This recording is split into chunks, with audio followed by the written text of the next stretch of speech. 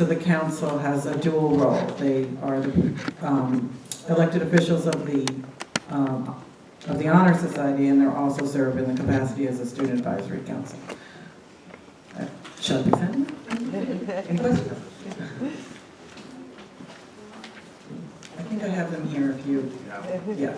So Ms. Mineo and I will come up. Sure. Students get their certificates and then we'll take a picture of them. So we have 2 out of our 4 council members here that was part of that this meeting. Sorry, I didn't get them home. Okay.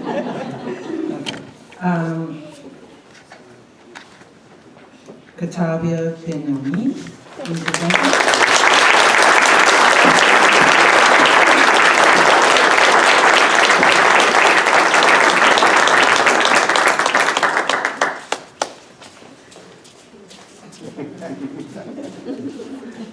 And Galen Pollock is also here.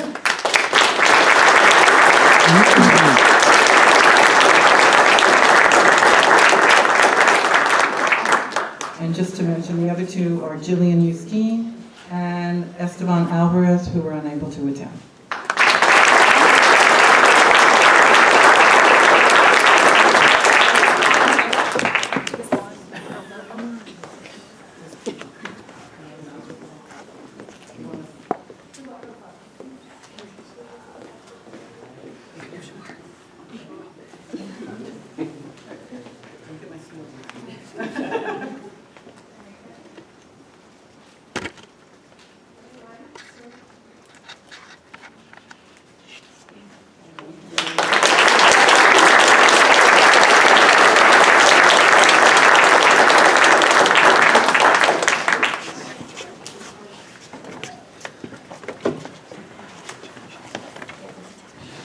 Thank you, scholars, teacher leaders, and Ms. Baum and your entire staff for supporting our young leaders and allowing them to make a meaningful contribution to the school. Madam President, with that said, we're going to proceed with the rest of the agenda. I sure would. So over the last several weeks, I hope you have had a chance to either follow me on Twitter or the school district on Twitter, read in the Record and the Sentinel and the Mid-Hudson Times regarding a very special employee in our school district that we just want to take a little time out of tonight's board meeting to recognize Tommy Boyd for his heroic work.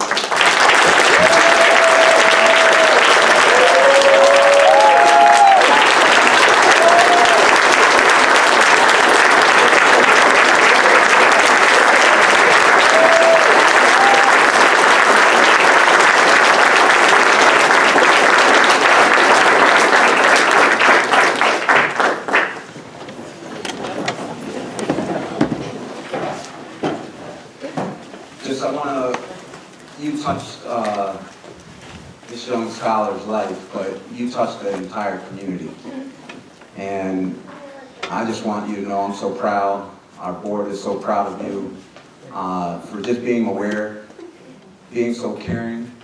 And through this story, we found out that this is not even the first time. Right? It's what you do. So we love you, we thank you, and thank you for just being diligent and showing our scholars how much you care about them. So with that said, if you could join me up front, and I'm going to ask the entire board if you can just join us and let's take a picture and honor our heroes.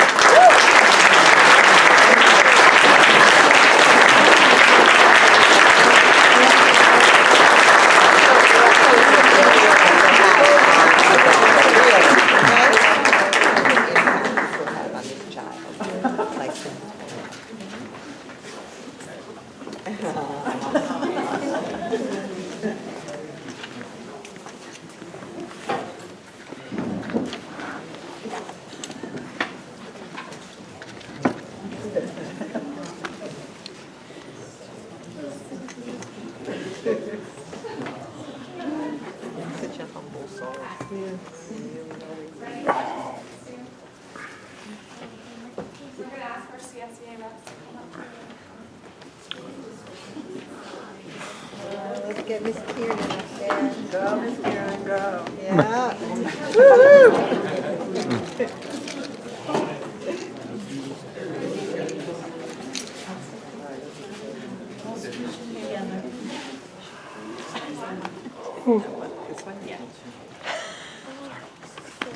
I didn't realize it was that loud. I've been up since 4:15. Been working the whole time. That's too early. It'll be.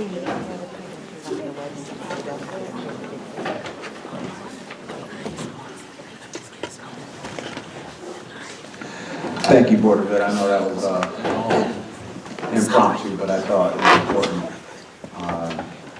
to do it in that fashion. Madam President, Yes, sir. can we make a resolution and make sure he's at all our meetings? We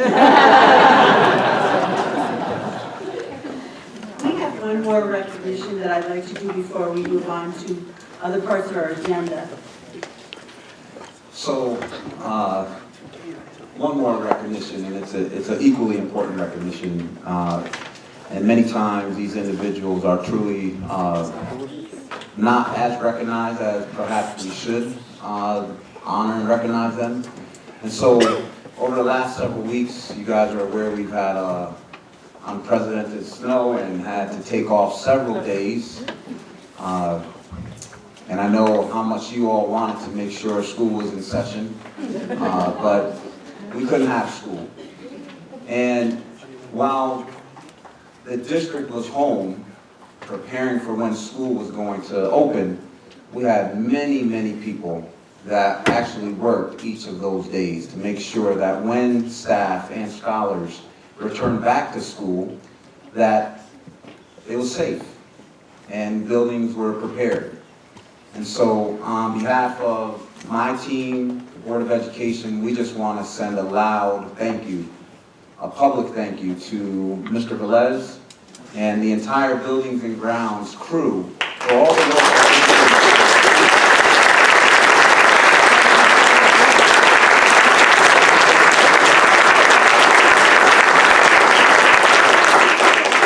Your work does not go unrecognized.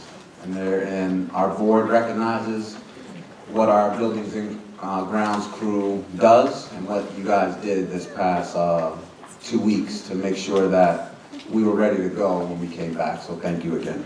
Madam President, that concludes my items. I just want to second what Dr. Padilla said. I drove around and looked at the schools. Mr. Velez, you and your guys did an absolutely fabulous job. Thank you. I can't thank you enough. We're going to move on to public discussion.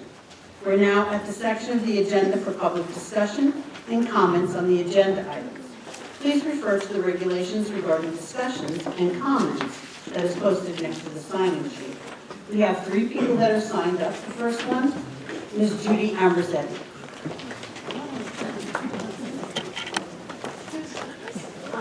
Good evening. I'm very glad to be here tonight.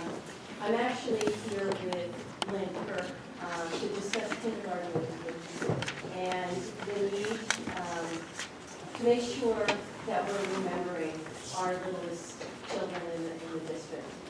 Dr. Padilla, you know, you sat with me a few years ago, and I thank you so much for coming to my classroom and discussing with me keeping class sizes small in kindergarten. I'm working at 29. And this year, I'm very glad to say I only have 22. However, I'm coming back to remind you that the ideal is 18 to 20 in kindergarten. Our children, especially in the inner city schools, and I know Temple Hill for a fact, we struggle every day with poverty and the trauma that is incurred because of poverty and the issues that go with it. Every day I am trying to put out fires in my classroom, children who come in who, I don't know, have dealt with some horrendous things at home, and it's very hard to educate a child who their minds are not there, their heads are elsewhere. I'm thankful that at Horizons we do have Orange County Mental Health. I can refer to them for help. We also have Jessie there who works with us as well with social work. But please remember that our smallest children need small class sizes. I have a number of children that came this year who had never been to pre-K. And I had to RTI 5 or 6 children who look like they're not going to be successful academically this year. And it's very hard, as a kindergarten teacher, to take a 5-year-old and already make, not that I'm making the child feel like they're not successful, but they know that they're struggling already. So please remember that class sizes need to be kept small for our youngest children. Thank you.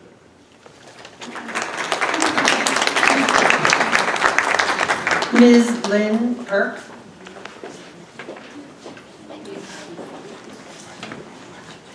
Thanks. Hi.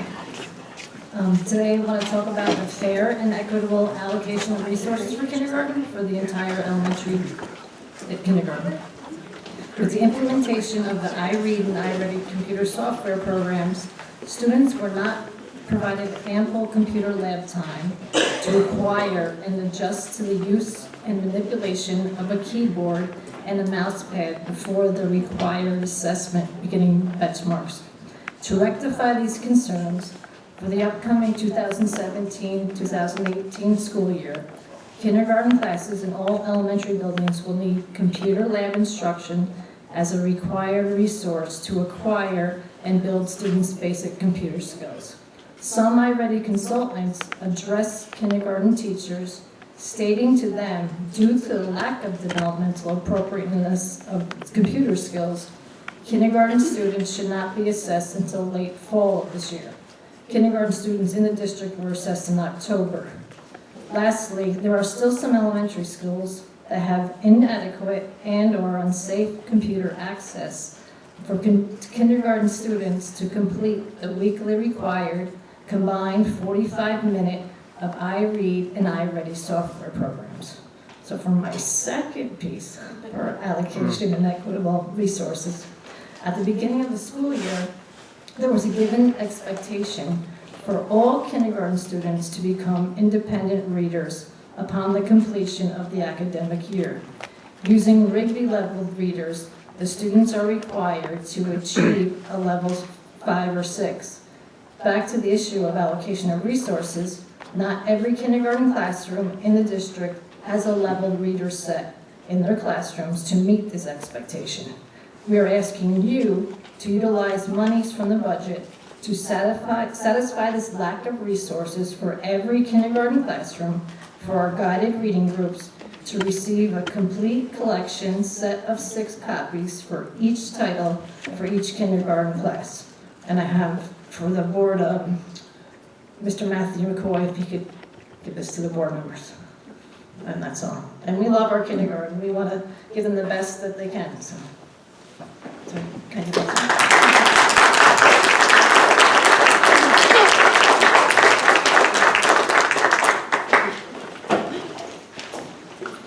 Ms. Gina Juneau? No. Would anybody else like to address the board on agenda items? Please come.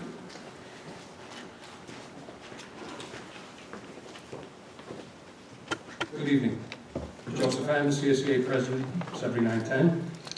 Unfortunately, I just saw Tommy left, so part of this I'll still read anyway, but we work hard. Our dedication to our positions is proven through the hard work that we do every day. When this work is publicly recognized, it goes a long way. It builds morale. It reminds us that we are an important part of the Newburgh and Large City School District team.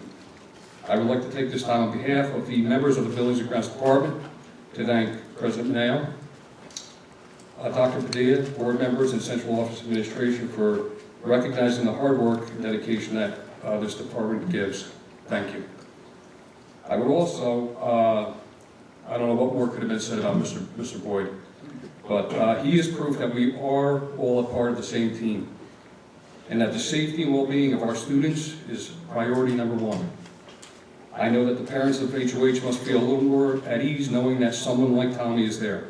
So I wish I could congratulate him, I did earlier, but congratulations, Tommy, for being recognized tonight. Thank you.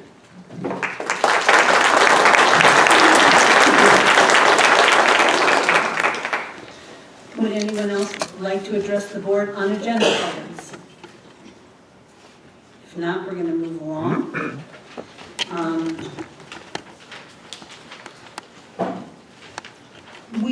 This is something that's not on the agenda, but I'm going to bring it up. We now have a vacancy in the vice president of our group. With the resignation of Mr. Capertino for just the vice presidency. That's all he resigned for. So if the board would like to fill this vacancy, I will entertain motions for the nomination of a new vice president. Lisa? Can I have a second, please? Roll call, Mr. Clerk. Any vote? Any other nominations? Roll call, Mr. Clerk. Mr. Howard? Yes. Mr. Johnston? Yes. Ms. Beneo? Yes. Mr. Menuda? Yes. Ms. Brokaw? Mr. Stridiron? Yes. Mr. Tabano? Yes. I will now administer the oath of office for the vice presidency to Brokaw. Stand and raise your right hand. I do solemnly swear that I will support the Constitution of the United States and the Constitution of the State of New York. And I will faithfully discharge the duties of the office of Vice President of the Board of Education according to the best of my ability.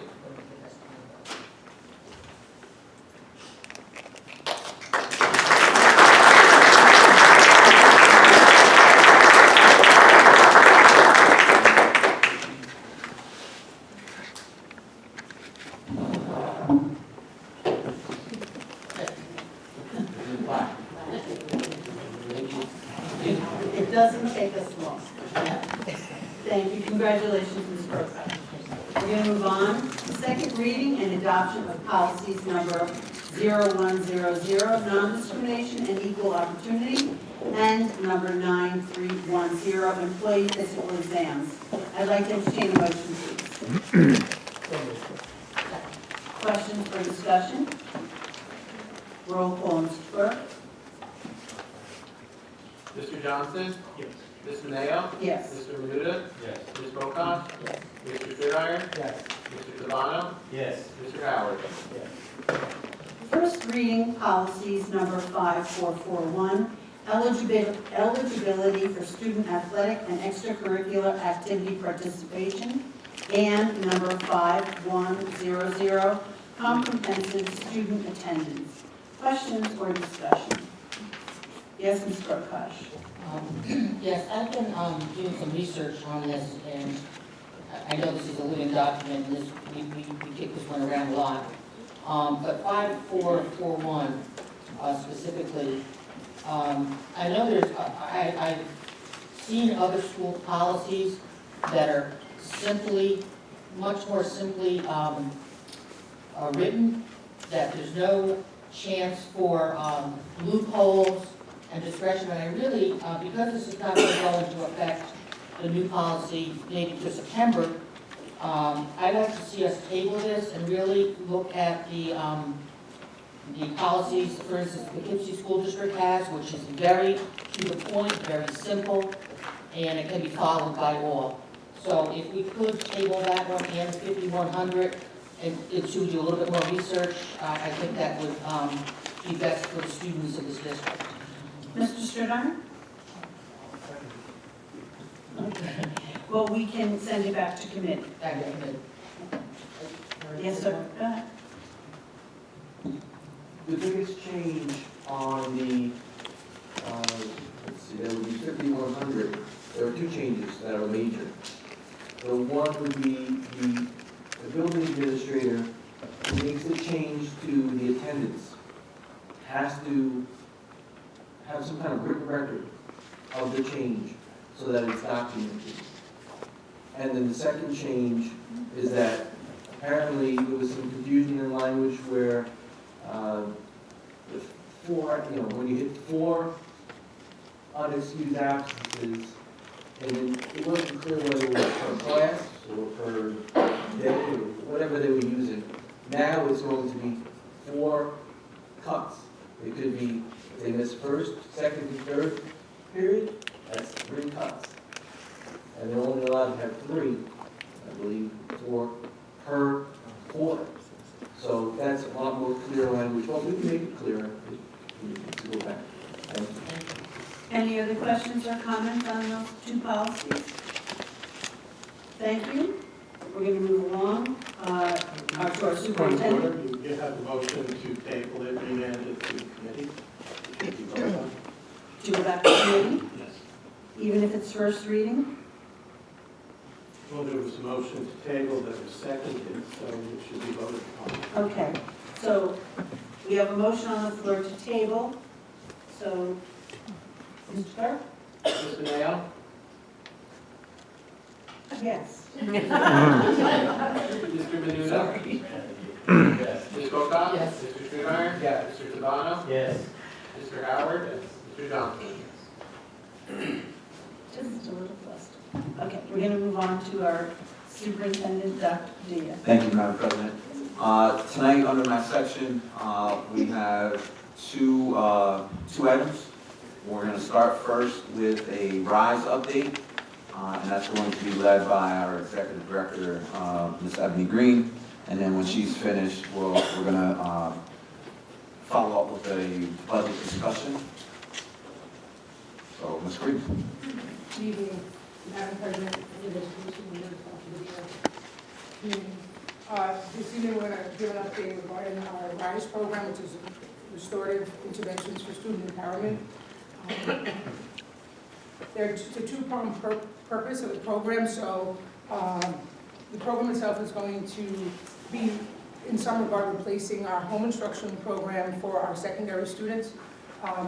One of the purposes of that change is so that we can make sure that our students are receiving content area instruction within our schools.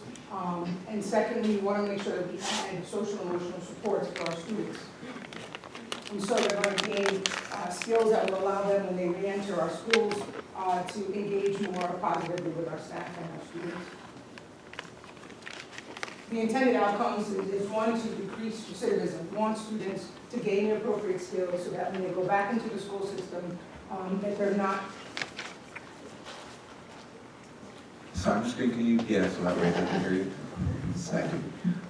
We want to make sure when students go back into school that they have the skills necessary so that they're not continuing to receive the same referrals or make the same mistakes.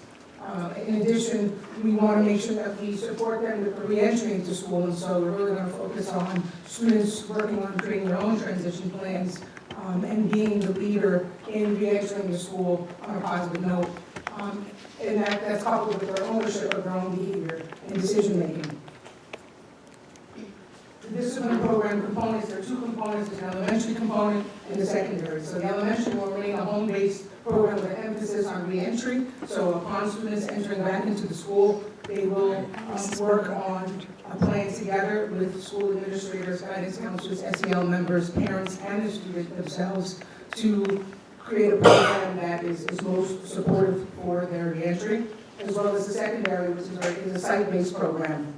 And so our middle schoolers and high school students will not only complete their specific content area work, but they will have an opportunity, an emphasis on working with them to improve their social and emotional aptitude, if you will, so that when they re-enter, that they are more able to appropriately engage. The time and location, so the location itself will be NFA Main. It will be housed on 2 different floors. Monday through Thursday, it will be from 3 to 5:30, and on Fridays, it will be from 3 to 4:30. We're really focusing on one of those days specifically being targeted for them to actually create their plan with the SEL members, myself, and this way, when they go back They're aware of what it is their goals are, what is it that they want to get from this opportunity, and while it is a moment for them to really, really reflect on their behavior, the second part is to really make sure that they're taking the responsibility, and they're taking ownership for the things that they want to change when they go back to school. To the right of it is a sample schedule. We want to make sure that all students are receiving the 4 core courses, and making sure that the instruction is aligned to whatever they're currently taking in the school, so that they don't miss time and that there are no gaps created from their suspension. The curriculum, the first and foremost is teachers will provide work. This will allow students to continue on pace with the class. If in the event that the teacher does not provide work, students will be able to complete their coursework for iReady in the middle school and Apex in the high school. Part of our intent, we're very intentional about making sure that students don't miss any coursework in the time that they're not in school. Family as partner plays a key role, so we want to make sure that the community and the parents are very much engaged in what's happening with their children and feel as if that they're a part of what can be done or the conversations had about them being successful. So on the first day of the RISE program, we have a parent as well as all stakeholders, so the SEL member, myself, the teachers, and the students will sit down and discuss different one. We're going to reflect in terms of what did we do and what can we do different. We're also going to review the expectations for their successful completion of the program. We'll discuss any supports that they feel that they need during this time. And then we'll also talk about the importance of their presence, not only physically but emotionally and mentally while they're in our program. The first day of re-entry, so when the student finishes their actual out-of-school suspension and re-enter, that first day upon re-entry, they will also meet with guidance counselor, their principal or administrator, the SEL person, so that there can be a collaboration and a conversation between what happened during their out-of-school suspension and now what's going to happen in school. So the guidance counselor and the SEL person can really have a conversation about what went well and what are the things that we need to work on, as well as a restart for our students, and so that they feel that when we go back into school after I've done something wrong, I've now thought about it, I've reflected on it, I've tried to engage in a positive way, I've completed my work, and now when I go back, I'm able to really start a fresh start. Really have a fresh start. The social emotional learning component, so we're really focusing on restorative groups and making sure that students have opportunities to understand what is my role as the learner, what is my role as a student, what are the things or the expectations I have, and more importantly, if I don't have the skills that are necessary to be successful, that they can actually gain those skills while they're not in school and they're out of school serving their suspension. The emphasis is really on transitions that are led by students. So it's one thing to create an actual plan and say, okay, here's what you're going to do. It's something very different. It allows students to really engage in the process to say, what do you think you should do in terms of moving forward that could potentially positively impact to make sure that you are present and appropriate and successful. Because when students go to school, they want to be successful, and so if they don't have the skills, and it's really incumbent upon us to really support that and help them moving forward, and allow them to understand that they do absolutely have a role in being successful in this situation. And then there's going to be outreach for students who are absent. So while we are absolutely anticipating that students are going to attend the suspension program, if for some reason a student doesn't attend, there will absolutely be efforts made to contact the parents, to sit down with them and talk to them about why it's important. And on the last slide, if you didn't see it, transportation will be provided. So there's no barriers for students to come from anywhere within our district. And so that being an important component to make sure that we minimize those barriers. Again, having that conversation about them being absent, we take away that one issue, and so again, we will make sure that the students understand the importance of them being present. The positions for the program, the secretary, the nurse, their schedules and security with flex schedules. SEL component, which is really important because it absolutely will tie in to students gaining the skills necessary to be most successful. The elective, and then there are 4 middle school teachers content area specific and 4 high school teachers content area specific. The positions were reposted. Overall, just to wrap up, it probably takes time, the impossible takes just a little longer. And so it's just really important for us to understand that the purpose of this program, while we have students who make mistakes all the time, and in some cases make bad decisions, that doesn't change the fact that they're students and that they're learning, and that it's our job to really support them in that process. And so while this is a moment for them to receive consequences for perhaps bad decision making, it's an opportunity for us to really support them, encourage them, educate them, and most importantly, give them the appropriate skills necessary to be successful. Thank you. Thank you.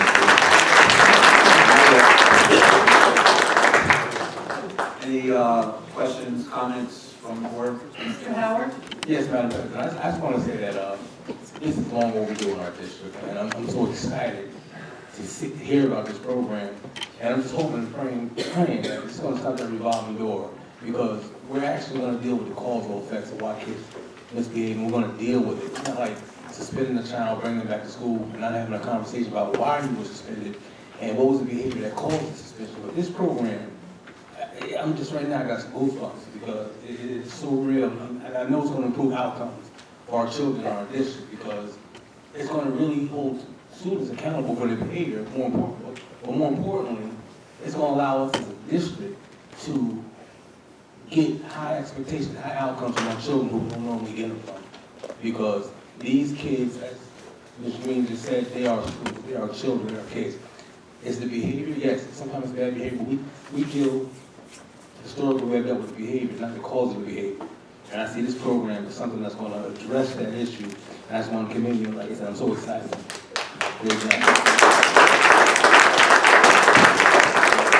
Mr. Sturdiner? I have a very basic question. How many students are maximum in the class? So essentially, the program was designed based on what we have in front of us, and so there should not be a situation where a class ever has more than 20 students. At the same time, that would be something we have to consider moving forward. So it's going to be a flexible type of thing. If you have a large number of suspensions at a 2 or 3 week period, how is that going to be addressed as far as staffing? Well, the program is designed with 2 classes for high school and 2 classes for middle school. So at any given time, there's enough staff already working with students, and they're allocated for 2 classrooms per grade level to accommodate, to make sure that there's more than a content space for students to learn and be in a safe space. And I saw the part about the apex. If you have, say, half the class that has the assignment from the teacher and half that doesn't, is the teacher going to be teaching half the class and then being a facilitator in the same class at the same time? How does that work? So I'm going to claim that most teachers are going to send work, and so that probably won't even be an issue. But overall, the program of APEX is self-guided, and so they absolutely will have the opportunity to facilitate if there's questions, but for the most part, that program, the students are able to continue along, and so the expectation is that the teachers are able to guide that. So is the teacher going to be trained to use APEX? Yes, and that was on the poster. Thank you. Ms. Prokop? Yes, I really like the middle and high school program. My question is more on elementary, because I noticed on here it says home-based. As you know, we've had conversations, not necessarily right now, but in September, the coming year. Is there going to be something that you're going to be working on that would be more proactive as far as the elementary level, rather than just home? For instance, if there's students that, I mean, I know that suspension is the last case. We don't want to suspend, especially in elementary. But let's say there's children having problems. We talked about the meditation sort of thing after school. Is there going to be anything put in place that would help the younger students to get their behavior under control, so that they're not at the middle and high school level having this sort of problems I mean, do we have anything in the works for that? And I don't particularly like younger students being home. I'd rather see some sort of program for them, whether it be at a, I don't know, either during the day someplace else or something so that they're not left home and only getting about an hour or so. You know, 'cause I think if you quell the problems there and you give them the support system that children need on the elementary level, there's going to be less problems on the middle school and the high school, because they'll be learning the parameters and we'll be reinforcing that more. So I'm hoping in the future that, and I want the world, but in the future that we can incorporate that into your plan, into your very well-developed plan. Just so you know, Have you witnessed it's someone possible behave in just elementary takes school? time. So I understand what you're saying then, okay? So just to help that, Yeah. part of the SEL's work is already Argues working thrown on out. creating measures so that this becomes a preventative conversation. And so hopefully, while we will get there, and Dr. Peter will address that, the goal is to really work with the If your elementary level 5-year-old to was make sure our sitting next students to are a building kid these skills as stabbing early as someone kindergarten versus and K if possible. So by the time students reach they're older, they reach middle school, this isn't even a situation to have a conversation about. Thank you. Thank you, Ms. Green, and Ms. Prokop, I think Maybe it's you're right. an appropriate concern.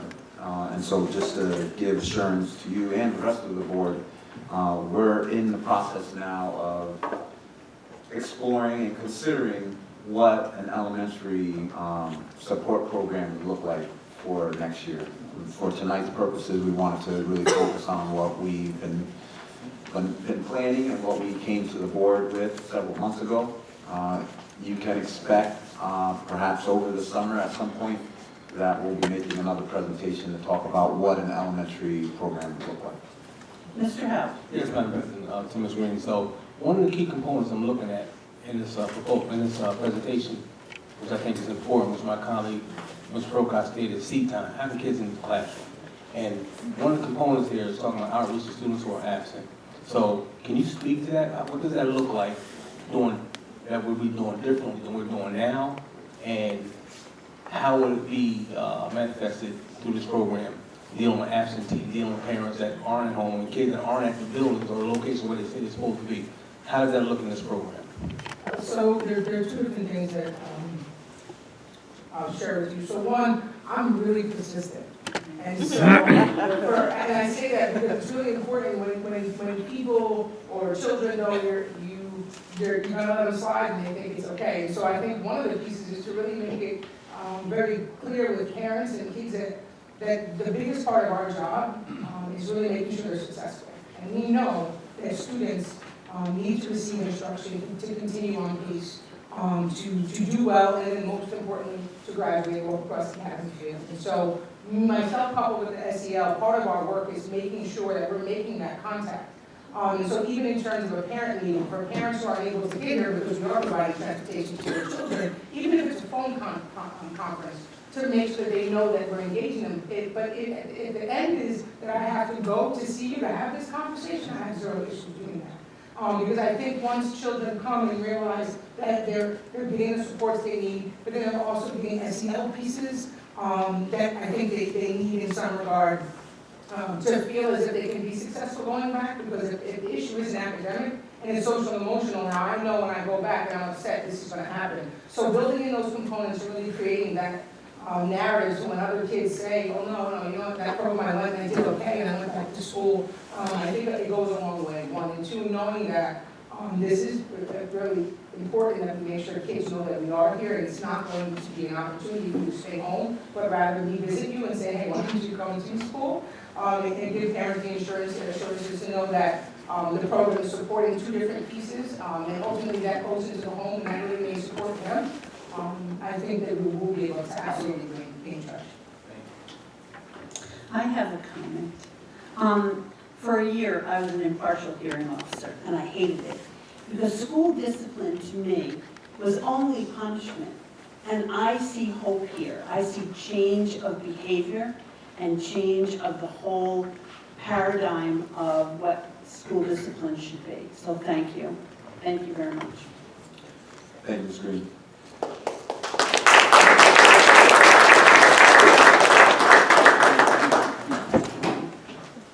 So, the next piece, we're going to now dive into the budget. So if we can just make sure that's posted for our community. We're going to use the same process. We're starting with code 2110. So, as we go through this, certainly our hope that we'll get through this tonight, and continue to make revisions and answer questions as board members have. I just want to thank those board members who did share questions with us. It's very helpful, so that way we can have a productive conversation.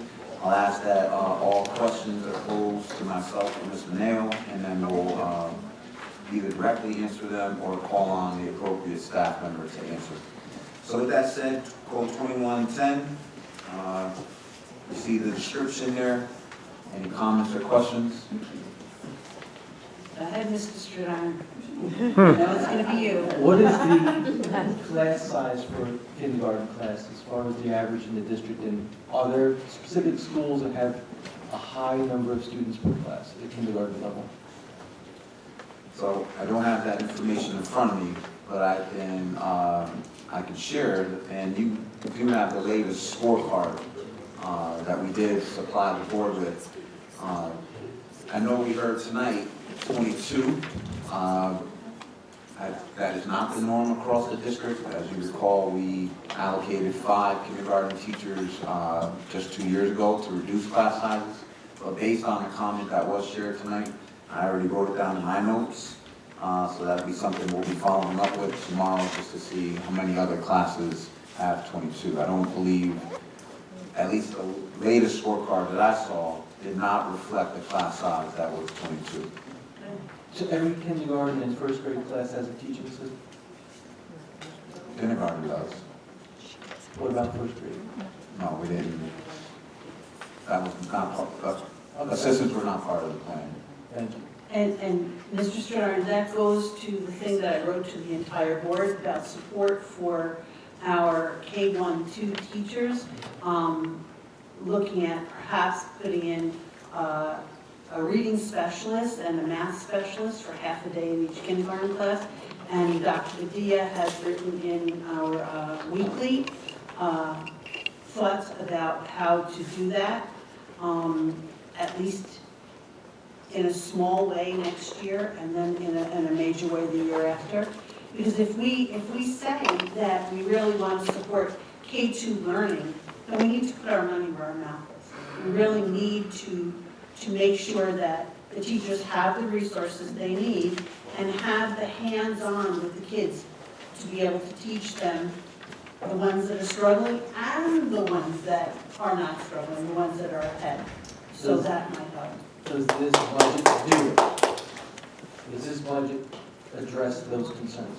So I want to publicly recognize the board, because I think you've been very consistent, especially when it comes to the primary years and making sure we have supports. And it should not go without saying that you guys have been very committed to making sure that we are investing in the right places, and this is absolutely one of those areas.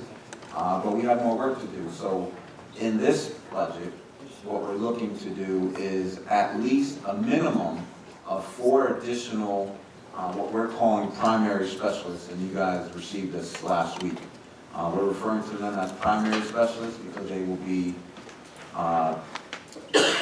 targeting K-1-2 classes. So we're going to be supporting particular grades and classes with the areas that, I know Ms. Prokosh has brought this up, and certainly Ms. Maneo has also brought this up. Are they going to be actually in the classroom 5 days a week? Not. Yeah, this is additional instructional support in particular classrooms and buildings. They will be teachers. Because as you all know, I have a little bit of a problem with kindergartners going from 8 in the morning until 5 or 6 o'clock in the afternoon. I think that's a little absurd. Just for 4 and 5-year-olds to do that, I think is hard. Mr. Johnston. I would like to say that I'm also very concerned with literacy at the K through 2 level, and that should be a priority for the district. And I'm wondering if we could get some classroom size information for K through 2, just some details about that across the district. We'll make sure we get that. I do want to take this time, if I can, just really quickly. When I presented a few weeks ago on the first draft of the budget, I believe that some things may have been taken out of context, and that's to no fault of anyone. When I spoke of the strategy to provide additional, targeted, intensive literacy support by the way of having students come in during the summer and after school and weekend, that's very similar to what we have now. We want to be able to target specific students who we know, based on the data that we have and the conversations that we have with teachers, to require them to spend time after school getting intensive literacy support, building Saturday programs, but also, similar to what we do with some of our summer school programs, design something very specific for our primary grades. So just to make sure I'm clear about that, that is not a mandate to teachers that they'll be required to give up weeks over the summer or after school or on Saturday, but very similar to what we do with our other our other programs. We'll be posting them and encouraging teachers to take advantage of it, and certainly make sure that we're providing additional supports to students. Mr. Ford. The most recent scoreboard of February 15th, the average class size for kindergarten is 19 students. The average class size for first grade in the district is 21.5, and the average class size for second grade is 21.5. Mr. Johnson and then Mr. Howard. I'm interested in seeing the actual numbers, if those are available. Just have a quick. We need the scoreboard. The scoreboard has an average, and even at the school level. So I don't believe that it gives us the actual, numbers in a classroom. And that's what I'd be interested to see. Thank you. Mr. Howard. No, I was going to say the same thing. I was going to look for a range. When we say the average is good, but I would like to know what the numbers are for the range. What is the high and what is the low? Mr. Strickland. Some of these classes may have 21, but if the room is smaller, 21 may seem like 30. So you have to look at the square footage of the room based on the size of the room. We talk about this all the time. The use of the room and the use of the building has to be fit to the size of the rooms. Mr. Menuda. So to address that just a little bit, the Facilities and Planning Committee, we've been discussing this exact item. And so we're doing the assessment of all of the rooms throughout every school in the district, determining what the room size is, and then what the state's requirement is per square foot per student, plus the per square foot for each adult that's in the classroom, and right-sizing that to make sure that we're at least in compliance with that. And then we're going to use that number going forward for the remainder of our planning. Any other questions or comments? Because I have a comment. I think what we've always had in after-school programs may not be what we need to have. And I'd like, before we put more money into that, I'd like to see if it's working for the majority of students, great. And if it's not, maybe we need to rethink that. And if it's that much money, maybe reallocating that money to something that would work, that would be effective. I think that we need to do that. Thank you, and that will be part of our planning. Okay. We're going to move on to anybody. Oh, go ahead there. Sorry, Mrs. I have a few more. Security. We have an increase of $121,000. Is that additional staff, or is that contractual? Where? Number 17, 2110-17. Because I know there's a need of increased security at some of the buildings. And if this if this budget doesn't address that, we need to address it, in my opinion. Mr. Velez, Mr. Kern, I believe this budget It doesn't address additional, this is contractual, and whatever the district has put into the, for the 16-17.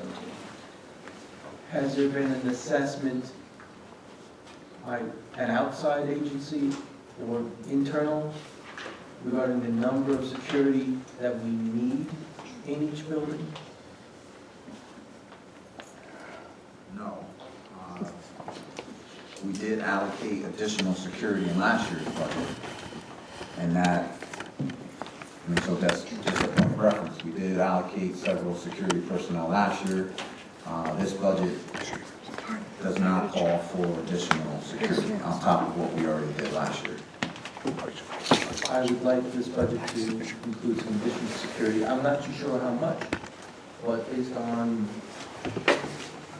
the need that I see, I think we need more.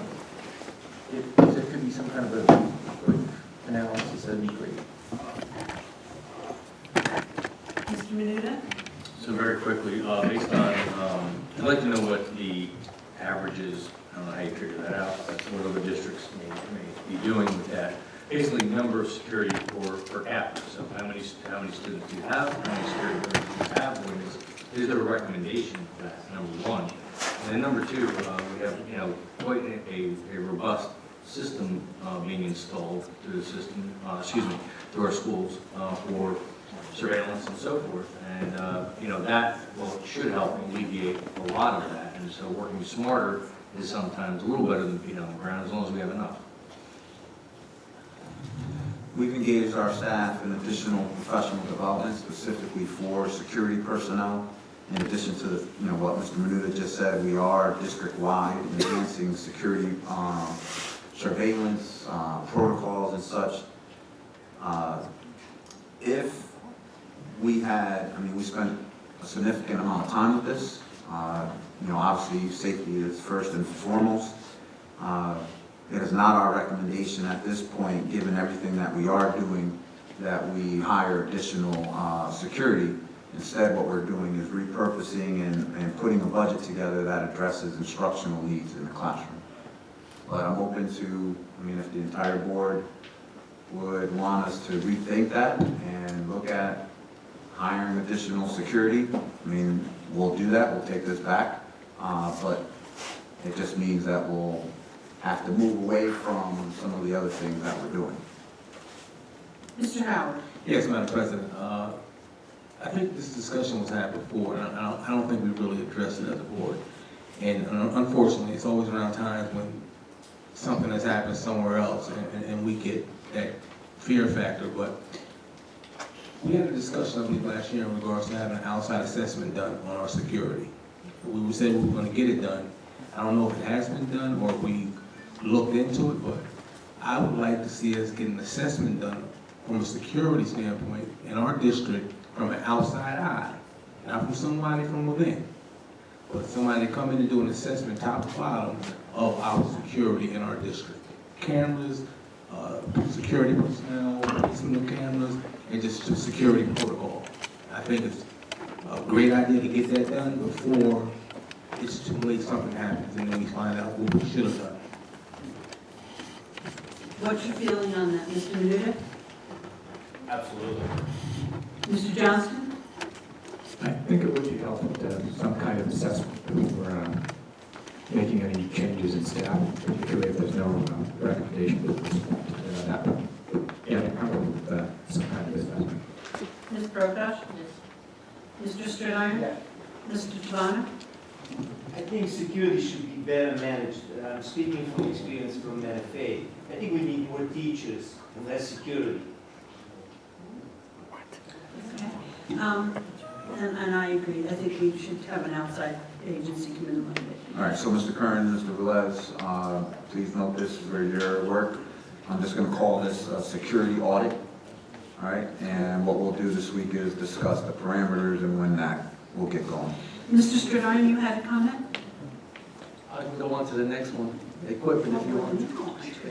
Which one? On to the next one? 2110-2? Yes, it's a reduction of $303,000 for equipment for teaching in the regular school. What would require that? Mr. Kern? A couple of large projects were done this year here when he was allocated to NFA Maine and to Failsgate for furniture. A lot of the items that were considered equipment for next year fall under supplies. The threshold was raised from $300 to $1,000 for accounting purposes, and those items would fall under supplies. We are trying to take care of a few of the last minute items in this year's budget for requests we have. Go on to the next line, travel and conferences. Does this $56,000 pay for all of the travel and conference for all the teachers that go on trips? Ms. Felice, can you answer that, please? For pedagogues and other professional employees, we also use Title II funding, as well as other grant funding. Seems like a low number. The charter school, which is, what number is that? 2110-473-0499. Is that number reduction based on the attendance that we've received from the school? That $200,000 change? It's based on the trend that we've been watching with the charter school. What, do you know what the attendance numbers are? Have they been coming down at the charter school? Because it's supposed to be monitored. Yeah, we just received the most recent report. I will analyze it and give it to you on the BOE weekly. We just received the most recent report. Thank you. My suggestion is that you really take a look at that line item, because I think there's things happening at the state and federal level that may impact that.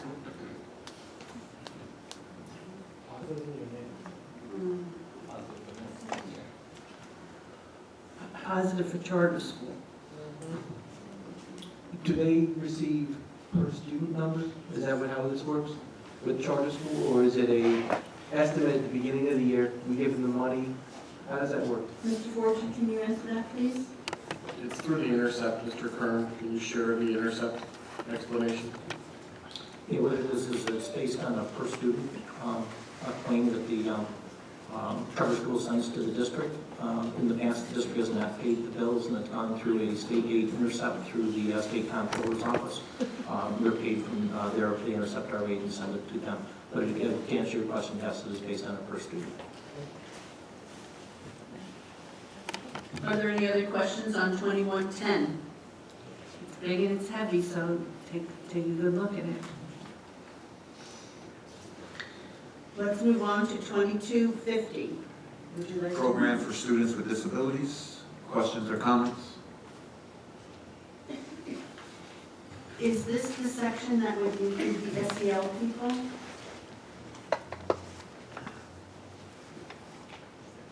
The people that we hired last year? Yes. For example, school social workers, school psychologists.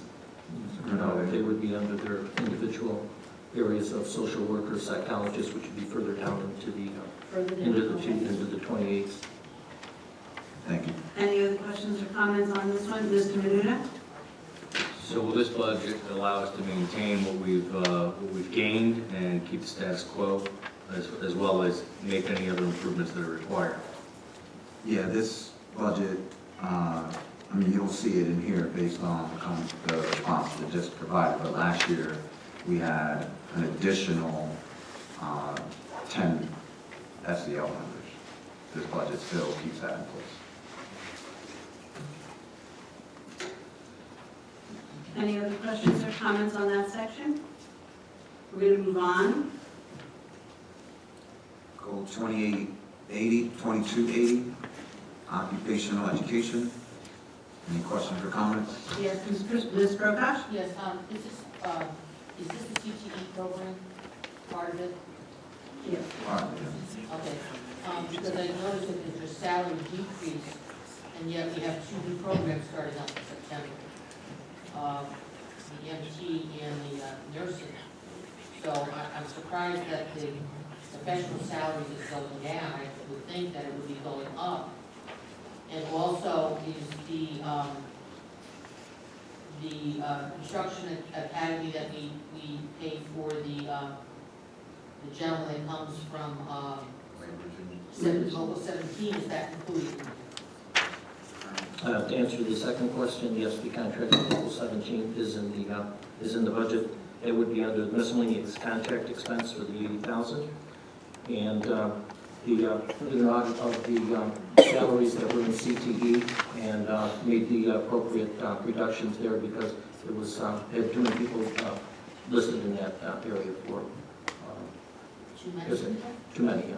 So this If budget, we have, this line still accounts for 2 additional CTE? yes. Yeah, I'd like to make sure that there's an increase in that, because I think many of our kids need the programs that we're putting on through CTE, and I think we really need to support that division. And supporting it would be supporting it with personnel as well as anything, equipment, anything else they need. Equipment and supplies. both. Right, and I see a 10% decrease in equipment and almost 3% in salary. So I think I'd like to see that looked at a little bit better. We're looking to build it up even more, so. When you build a budget, you start looking at what's going on in the current year, and you start looking at the position controls that have positions listed in it. At this time here, we have $524,000 of salary unencumbered in the CTE line for this year here. So we are putting people in the right spots where they're supposed to be. And the equipment? And the equipment, these are the request for equipment from Mr. Eitri for the equipment that he needs for this year here. It's down $1,000 because of the different programs that he's providing equipment for. There was a difference of $1,000. So, Mr. Kern, I'd like you to keep the equipment neutral. Okay. So let's go ahead and make a change to that. And my rationale is that while the requests have been made by Mr. Eitri, there are some new programs that just, I think it'd be advantageous for us for things that we may not consider today, but when we get into the program, these are 2 new courses that we have the flexibility to be able to get the equipment that we may need. And I can already think of some things with a command center and things that will be for the EMT course. Okay. Yeah. So we'll make that adjustment. Are there any other questions or comments on this section? Okay, code, go ahead. Can we move on to code 2330, please?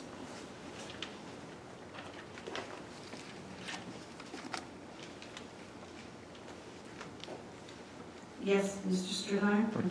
As part of the summer school, are they going to have a summer school program for the arts?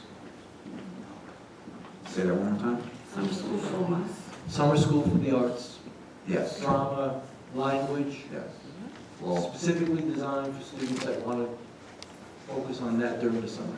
yeah, and there is a summer school presentation coming shortly. You'll see the wide range of programs that we're going to be offering. Summer school will not, as we did last year, will not just be for remediation. This will be for enhancement as well. We have some very innovative programs coming. Thank you for... Are there any other questions or comments? I have a question. Summer school as it stands for remediation is only for 12th graders, and it's open to 11th graders if there's room. I think we are making a big, giant mistake not looking at our 9th graders and 10th graders who are falling behind and therefore not being able to graduate with their cohort. So is there a way that we look at maybe adjusting that and adding 10th graders at least, going down and allowing more students to be able to take advantage of some of those remedial courses during the summer? So yes and yes.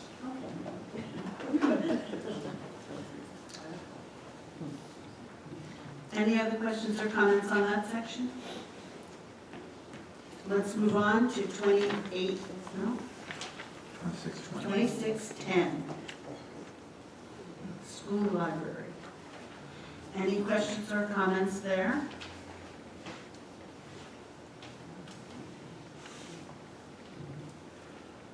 Darren? I just want to make sure as part of the facilities, where they're going to check the use of the school buildings, to make sure the libraries are looked at as well, as far as the space use and what's needed for the size of the school. So with respect to that, basically, there's a matrix, okay? The metric comes from the state, X amount of students, X amount of classrooms, X amount of kids. Based on what you have in a given building, that then generates how much square footage you need for all of these other areas. So all of that gets looked at as a complete package within the school, and that's the way we are intending on moving that forward. So to answer your question, yes, that would be included. The traditional library is not what it needs to be in the future. I just want to make sure it's not just about books. It's a space that's being used for many different things. So whatever the matrix is, I'm hoping that it's an up-to-date matrix, and if possibly they can talk to the librarians to find out, maybe the head librarian for the district, find out what the space needs to be for the future, not just what it is right now. Yes, sir. So to that extent, the next layer is the actual programming. So what it is that the district wants to provide as far as program and how that all works out. So that one sort of molds the other, if you will. So we're in that process. Any other questions or comments on that section? We're going to move along to section 2620. Any questions or comments on that section? Go ahead. 66% increase in support salary, just who is that? Mr. Kern? Yeah, we moved for the correct salary code for the network specialist is supposed to be in this code here. Okay. So we moved it in. That makes sense, thank you. Any other questions on that section? We're good. I'm sorry, there was network specialist? Yes. So IT? Yes. Or IT network? IT network specialist.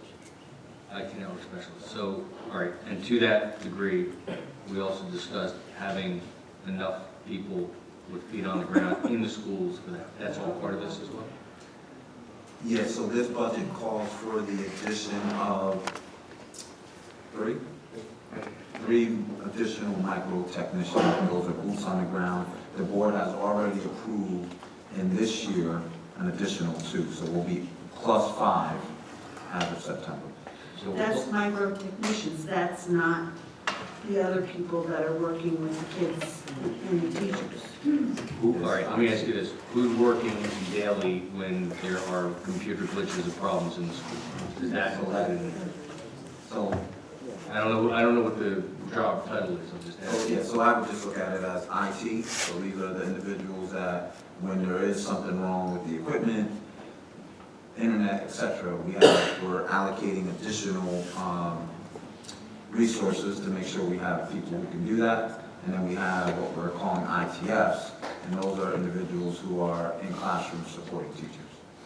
And what So with the section? with the instructional side. What section are the RTFs in? Those would be in 2110. They're in the regular teaching. Okay, so let's finish this part and then I want to go back to 21. So I guess where I am with this is that I just want to ensure that with all the increased technology that we have enough people supporting that and that this budget accomplishes that. Because I know there's been a lot of feedback with computers going down, people not being able to get to it because we're sharing individuals. And I know that that was somewhat worked out and you have a new plan for that, I understand. But I want to make sure that issue goes away. Okay, so I want to be clear about the distinction. For far too long, our ITFs have been technicians. So part of what I shared last year was allowing them to do the work of supporting teachers, coaching teachers, co-teaching with them, around the use of technology. That's the vision for them. In this budget, and what the board has already approved with the additional micro technicians, what our plan is to have a 1-to-1 ratio with an ITF. So every ITF, starting in September, will have their own micro technician. Those are the individuals that will work with the equipment and make sure it's functioning. So the ITF will handle the instructional side of the house, the micro technician will handle the IT side of the house. Or are we still sharing, sorry, are we still sharing? In this budget, we're still sharing ITFs. So we have, based on class so we have size. 5 additional people? For technical work. For fixing. Thank you. Now, here's I have a concern. My concern is with the number of, additional testing that is required using the computer. Teachers are not able to use the computer labs if the ITF isn't there. And so some places they have to share, so when they have to do their iRead or iReady testing, it's not logical because they only have 1 or 2, maybe 1 working computer in their classroom. So to help that, number 1, we need more working computers in the classroom, but number 2, a 1-to-1 ratio of the ITFs, those people that can open the computer lab, help the teacher and bring the kids in and help with the testing would really be very helpful. Yes? Yeah. Go ahead, Mr. Strunk. How many more ITFs do you need to make it 1-to-1? So I think these are good questions, and this is certainly a good debate. There's not a right or wrong to this, right? So I know that the preference is to have a 1-to-1 school ratio. And we can further debate whether that's equitable when we have some schools that are smaller than others, and should there be more ITFs to certain buildings than others. But in doing this research, we have more than any other district in our county, if not the region. So I know we moved away from the 1-to-1 ratio, and I know there's some cons with that. But in this budget, and what we're trying to do, what we're recommending is maintaining what we currently have, but increasing the technical support, so that way the ITF can do even more, because in previous years, they've had to support teachers with instruction, but also support them with why the printer isn't working and why the smart board's not responding. That's the technical work that I would like for them not to do any longer. So I get the argument, it's good, it's solid. To be 1-to-1, we would have to hire an additional 3 ITFs. So that's an additional $300,000 plus for that to take place. Mr. Stradine. Can we find the additional $300,000 in this budget? And I'm sure we can. I would like to. I'm going to go around and ask consensus, yes, but let's have Mr. Manuse speak first. So to that extent, you know, equity based on school size is one thing, but equity also means that you have what you need. And to that extent, there's been a lot of feedback where they're needed. And that is simply, if we need it, we need it. And if it costs us $300,000, if that's what the number is to make that work, I don't know. I mean, it's a budget concern, obviously, but it's also, if we have the technology, unless somebody can provide me a game plan as to how you want your plan to work or think it's going to work, I would support your budget if that was the case on this item. But with the limited knowledge that I have right now as to how it's going to be implemented, you sort of revert back to what you know. And what we know is that these people are really needed in the buildings from what we're hearing. So if you've got an eye in the sky that's taking care of that from 30,000 feet, then that's great. And if you work that out, wonderful. But if that's not the case, then we really need to, I would like to see us look at this deeper. Mr. Rabinowitz, can you just, I mean, you work directly with the ITF, so there's going to be a consensus, so let's make sure we provide the board with enough information so they can make an informed decision. So can you just share what is the work that's taking place and some of that transitional work that Mr. Menuda is referring to. So Dr. Padilla alluded to the fact that the IGFs previously, and this year I've spent a lot of time on technical issues. Since the beginning of September, we've already been able to reconfigure and increase our technology staff, our technical staff. So as more time goes on, what you're starting to see is the ITFs being able to work with the teachers and the technicians working, repairing and so forth. And as we bring in our Prometheans and we bring in other devices which are going to be new, our smart farm is improving, then we're not going to have to worry with a lot of those technical glitches that can happen, because that's going to take care of in one of those ways. Can I respond? Well, I'd like to respond to it. I think the expectation is that at certain times of the year, the teachers are expected to give computer-assisted testing to students, and that needs somebody there to help them with that in order to bring the entire class into the computer lab. It doesn't mean that things aren't going to break down, yes they are, but it means that they need that computer person in there, that ITF in there, to open the lab and let 26 little bodies or 22 little bodies sit down at individual computers and go to work. So if we don't have that staff to help the teachers, the expectation that the testing is going to be done well, be done on time, and to be completed. Because what I'm hearing is that the kids can't complete the test because the time is up, they've got to go someplace else, the computers break down. So our expectations of testing are not being met with our expectation of helping our staff achieve that. So we have to either back up on our expectation of testing or provide the assistance, and that is 3 additional ITFs. Go ahead, Mr. Leader, I'm sorry, I was on my soapbox. No, I think it's so well, and, you know, to that extent, the more technology you have, the more people you need to have to repair it, because it breaks down. I mean, it's just, that's the way it is. You have 1 car, you might need 1 mechanic. You have 20 cars, you're gonna need a lot more than 1. Ms. Prokop? Yeah, I have 2 questions. One, I'm totally confused. But, one of the things on here is I noticed that, where are we? 20, where is it? We're on 2620. 2620, thank you. We are going down, we're going up in support staff, the support salaries.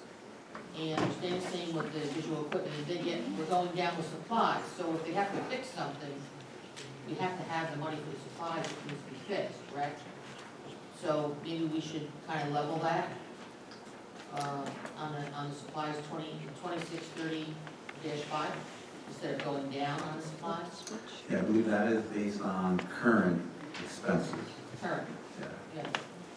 So if we believe that that's going to increase, I completely understand your point. And the other thing is, I thought that with, and I might be totally off base, but I thought with the increase in students getting Chromebooks and stuff, they were going to be doing more things in the classroom, not in the labs.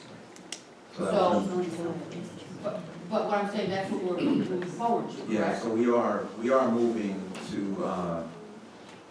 a district-wide one-to-one initiative. So if that initiative is complete through the smartphone, then students will be taking their iReady, whatever that thing is, assessments in their classroom on their own devices, correct?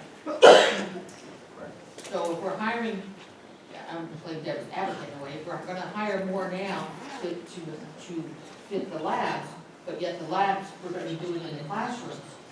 So then we should have somebody that's floating around if they need the help in the classrooms, right, not in the labs. Am I correct on that? Right. Okay, I'm going to go around and ask about consensus if we feel that Dr. Padilla and his staff should look for money to give 3 additional ITFs, and it's not in this category, it's in 2110. So, Mr. Howard, what's your feeling? Fortunately, I've been in the building, and I've seen the impact and many changes, and something somebody said earlier, I have to agree with. I know we said that from an equity standpoint, sometimes you can't have, some buildings need more than one, but I think every building should have at least one. So I think that we should move in a direction, if it takes 3 more to make that happen, I think we should do that, because I've been in the building when one of those individuals wasn't there, and the need was there, and it was a mess. So I would say we should have a minimum of 1 in each building. Thank you. Mr. Renew. 1 in each building. Mr. Johnston. If we have the luxury of making the call on who gets hired, I would say just spend the money on literacy instruction. So I'd say no. Ms. Brokash. Yeah, I mean, if we're basing it on the fact that, that children can't take these assessments because the labs are not, you know, we can't get into the labs. My thing would be, do away with the assessments until we have adequate equipment in the rooms that they can take in their classrooms. Because it's not being done with due diligence as far as the students being given the time. And I don't think hiring 3 more people is going to correct that situation. So I would say, you know, use iReady, use iRead, but the assessments, I wouldn't bother with them right now, because it's futile at this point. And so I would say wait until we get the, you know, I would rather go literacy, you know, rather than on this program. If that's the basis that we're doing it. Mr. Strickland. I think the ITFs with the assessments is a small part, it's a part of it. But the ITFs are in the classroom every day with the teachers, with the kids, helping them, teaching them. And I think every single building needs to have one. Mr. Giovanni. I've been in the classroom many years and I've seen it. I never saw anybody working with me.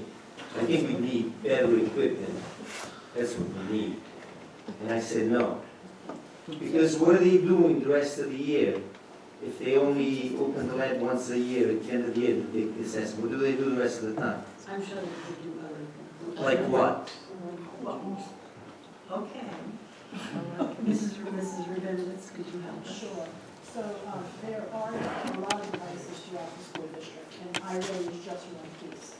The teachers are working with the ITF, they go to grade meetings, they help them develop the activities. As you've seen with the reading that we've done the pilot, so there's a lot of different things. I would say there's a time when they're very busy. There's not a time when they really relax. They're helping.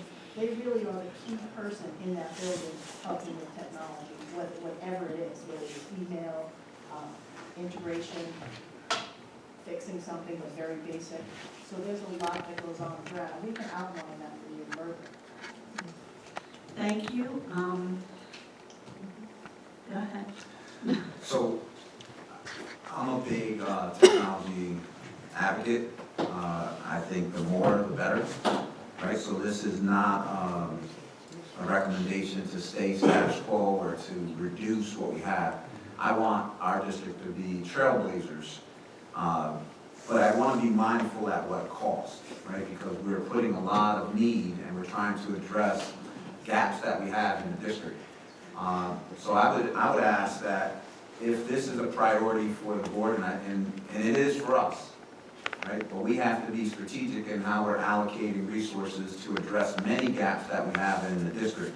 So with the addition, if we go in the direction of hiring an additional 3 ITFs, that's $300,000+ that we have to now reduce in other places in the budget that we're saying are equally important. What I can do at this point is go back and take a look at what an additional 1 or additional 2 ITFs would be and what that impact would be, because again, if we're going to add here, we're going to have to take from somewhere else. So if, you know, I'm trying to read the room and read the board, if that's important, I would say let's try to meet somewhere in the middle. Perhaps an additional 1 would help. We are about, purchasing millions of dollars. We're using millions of dollars to purchase newer equipment. That's absolutely going to help in this process.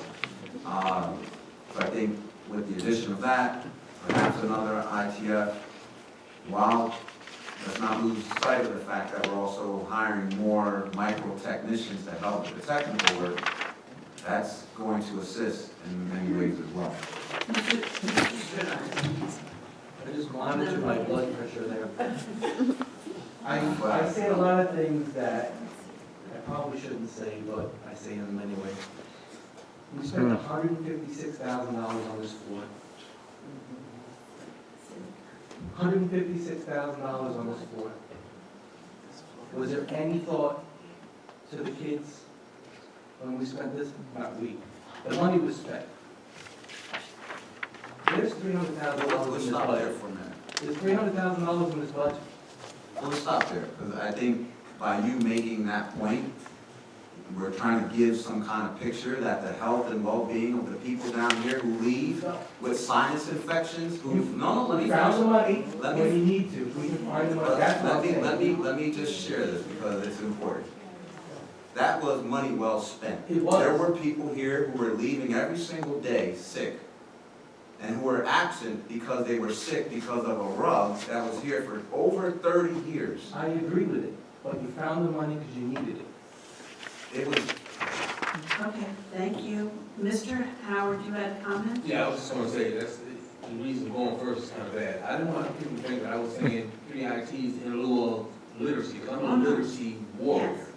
And I don't want you to think that I'm saying the 3 there and not to deal with the literacy component, literacy. That's important to me, I'm a literacy warrior. So if we can find, I like that you brought up after the fact, maybe one over, but we can adjust it, increase it, but I don't want it to impact what we're doing for the literacy. I just want to make that for the record.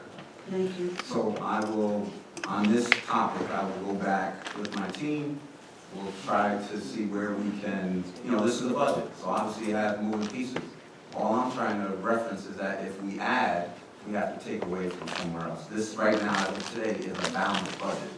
So anything we add, we gotta find the money for. So I hear you guys loud and clear, this is important. Again, I'm a strong advocate for technology, and any chance I can get to do more, I will. Mr. Johnson? Yeah, and I just want to say that I don't think, my point wasn't that you have to choose one or the other, but it's in agreement with Dr. Padilla that this is a budget, and if we're going to add things in, then something else has to come out. And in a way, we're relying, well, actually, we are relying on the budget to have had thought and care in its preparation. So these decisions, the decision not to have this increase wasn't made, without some thought behind it. So I would appreciate, if there is an opportunity to add staff, or if it's needed in that area, we'd like to hear about it. And I could certainly understand, with the increased use of technology, with the meeting boards, that there would be a lot of work for these people to do to ensure that goes smoothly. That will be important for the district. Thank you. Any other questions or comments on this section? Because I'd like to move along. We're moving to section 2630, computer-assisted instruction.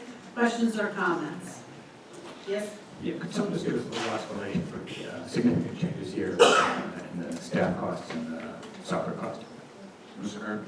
Yeah, in the 2630-160, we moved the micro technicians from this code 2630 to the 16 code. And was the software some adjustment, or is there an actual Yes, there's a reduction? some adjustment to software. We had money in there for iRead and iReady. One of them is an actual license, so we don't have to pay for it a second time. Some of the money here was moved to professional development in 2010. Any other questions or comments on this section? We're going to move to code 2805, attendance regular school. Questions or comments, please? Yes, Mr. Stradiner? Reduction of $138,000 for professional services. What exactly is that? Yeah, it's one of the things that we've been looking at, and I think I finally found what the problem is. So when I made the change, the money should have come out of the 160 account because we moved salaries from the 160, 2805 160 to,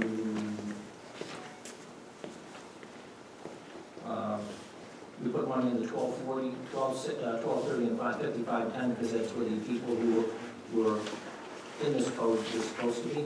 I transposed the codes and moved them out of 150 instead of 160. So the correct number should be 207,970 and 72,060 for that.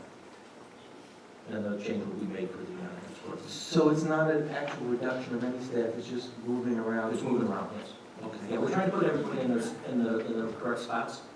And this will be a fluid motion as school moves through the summertime and people move to different positions, we'll be moving positions and moving salaries. So everybody's being paid in the right spot. So does every school have an attendance teacher?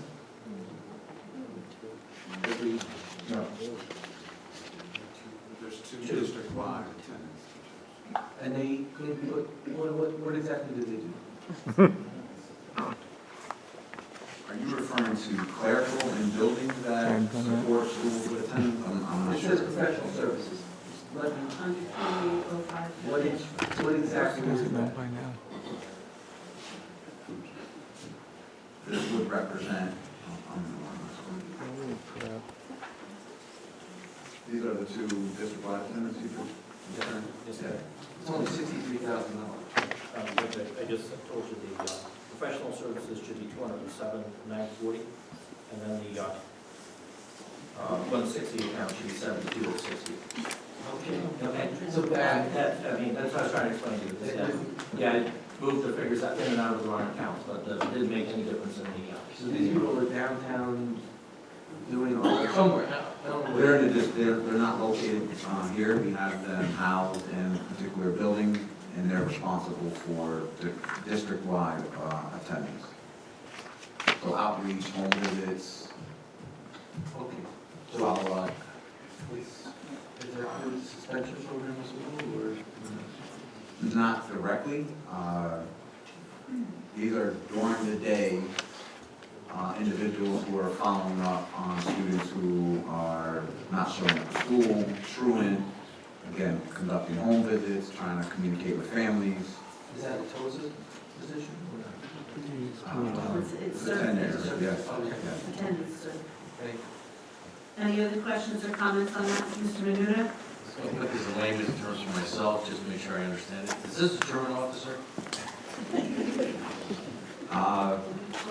Yeah, sort of, I guess. Thank you. Okay. Any other questions or comments? Yes? I just want to clarify that it's much more than a training officer. These are people who have specific skill sets to be able to engage with parents to get the kids to come to school. They track the data on a regular basis. So those students that are disconnected or aren't able to reconnect with their traditional educational setting, they need connections with the parents. They work with outside agencies. They work to get these kids in. We have 2 in the entire district. Yes, Mr. Stern? No. Okay. So if you have a student that cuts repeatedly, does that attendance person contact someone from the district and say, hey, how does this work? If there's a student that's cutting multiple classes, is there a report generated? Is there, I don't know how to say this. Is there a specific situation There's a where protocol. in where you get notified, hey, this is happening, or is it at the building level? So I believe that 2 years ago, or it was last year, maybe it was last year, we created a data dashboard for the district. And in that data dashboard, we're able to track through real time the attendance of students in each of the schools. So the attendance teachers have access to that dashboard where they can jump on any school and they can monitor where the students are that are truly attending and those that are really falling below the baseline. They work very closely with PPS staff. They don't work in isolation. They work with guidance counselors and social workers to do all this particular work. But they have access to the data that they can tell you that if there are specific students that they're monitoring for support in Newburgh Free Academy, they're going to monitor those kids all the way through, just like the SEL teams are doing at the elementary level. So it's a team approach to address these things. They have access to the data to determine who the kids are that they need to work with. So someone knows when students cut hundreds of classes. If they cut hundreds of classes, somebody knows. I would hope so, yes. Yes. At the elementary level, the teachers are teaching them. This is budget time. But I just want to understand what this position is, so that follow up for other things. Okay, Thank you. okay. Any other questions or comments on that budget code? We're going to move on to 2810, guidance regular school. Any questions or comments on this budget code? Mrs. Sherline, is your light on for anything? Why don't ninth graders get to see their guidance counselor? That's not a budget question. I know. Is there a specific protocol? I'll put it that way. So, yeah, we're gonna try to Respond to it. in a different way because it's not a budget issue. But we don't need more people. Do we need more people in guidance? Or do we have enough of them? We have enough in guidance. We can use more in other places, but we are confined by this budget, the amount that we have, so. Any other questions or comments on that section? I'm going to give everybody 5 minutes to get up, stretch, do whatever you need to do. Full day. Are there any questions or comments on this section? Thank God. Okay, we're going to move on to code 2820, psychological services. Any questions or comments?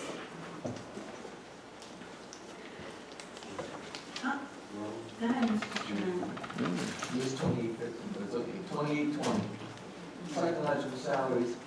Is there going to be any additional money in the budget for school psychologists, social workers, the people that we need inside the high school and middle schools?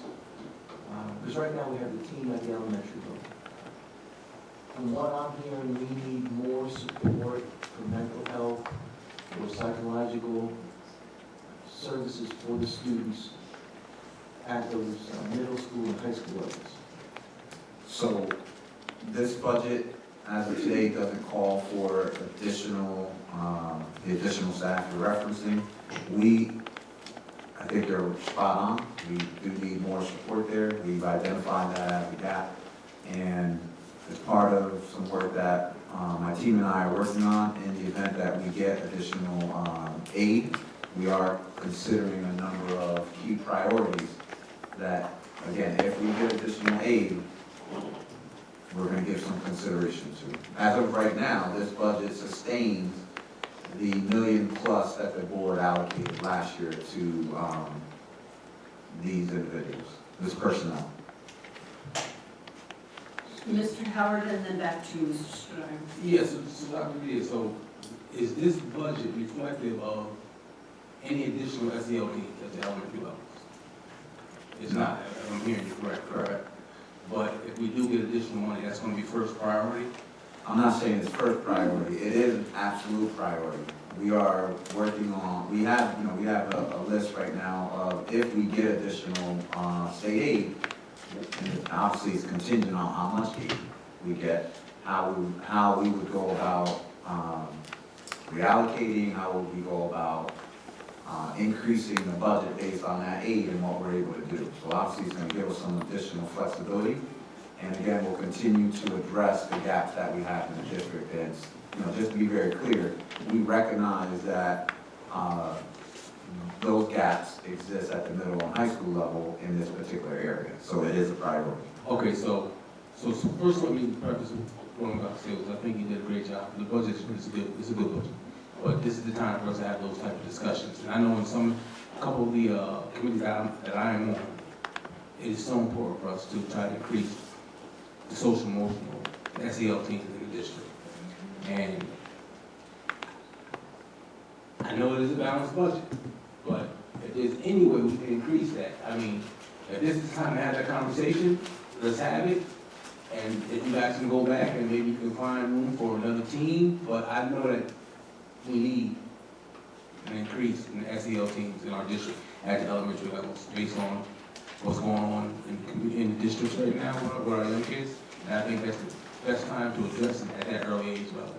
So I just want to, it's not a pushback, but if we're able to increase, I think that right now the priority should be secondary. Because we allocated 9 people last year just at elementary, and those were all new people. Okay. Okay. If we had even more flexibility than I'm hoping for, then certainly we can go back to elementary. But I think right now our gaps are at the secondary level, and I would want to prioritize that first. So that's good. Thank you. Mr. Stradone? We currently only have one school psychologist at the high school at Maine. Two Two. and one social worker. Okay. So how long does it take for a student in crisis to see someone? Is it the same day? Do we have records? Do we keep records of that? Mr. Would you like to respond? Mr. Bailey? We don't necessarily keep records on how many kids have crises per se, but it's not just, we have 2 psychologists, we also have a half-time psychologist that's split between Maine and West. In addition to that, you have 9 guidance counselors who also have a hand in crisis intervention. So it's not, it really doesn't fall exclusively at the secondary, just on your psychologists or social workers. Could we use more? Always, I can't disagree with that.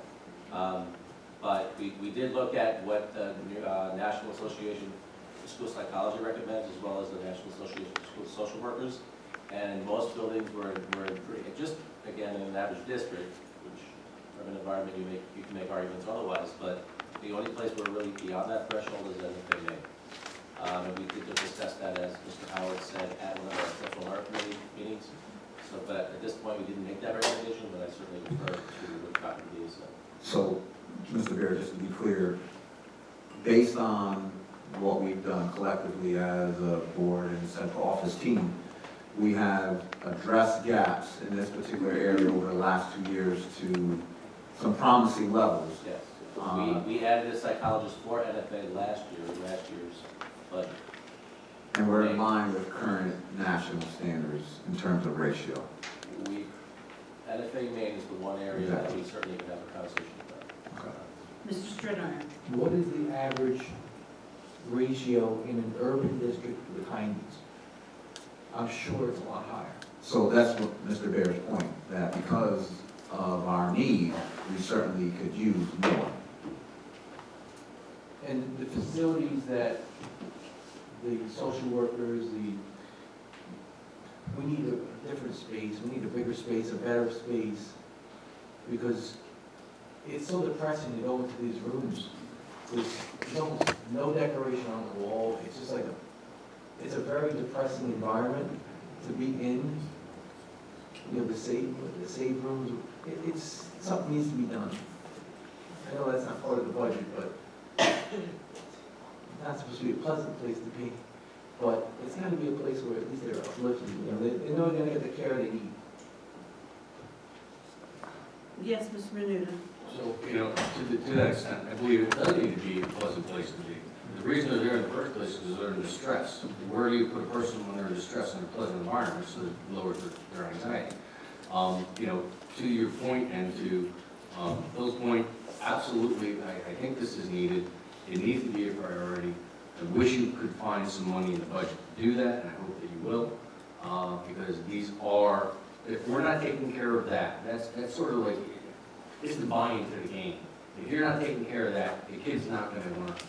And if they need the help, they need it immediately, not later. Any other questions or comments on that section? We're going to move on to 22-825. No, it should be 2825. Thank you. Social work services, regular school day. Yes.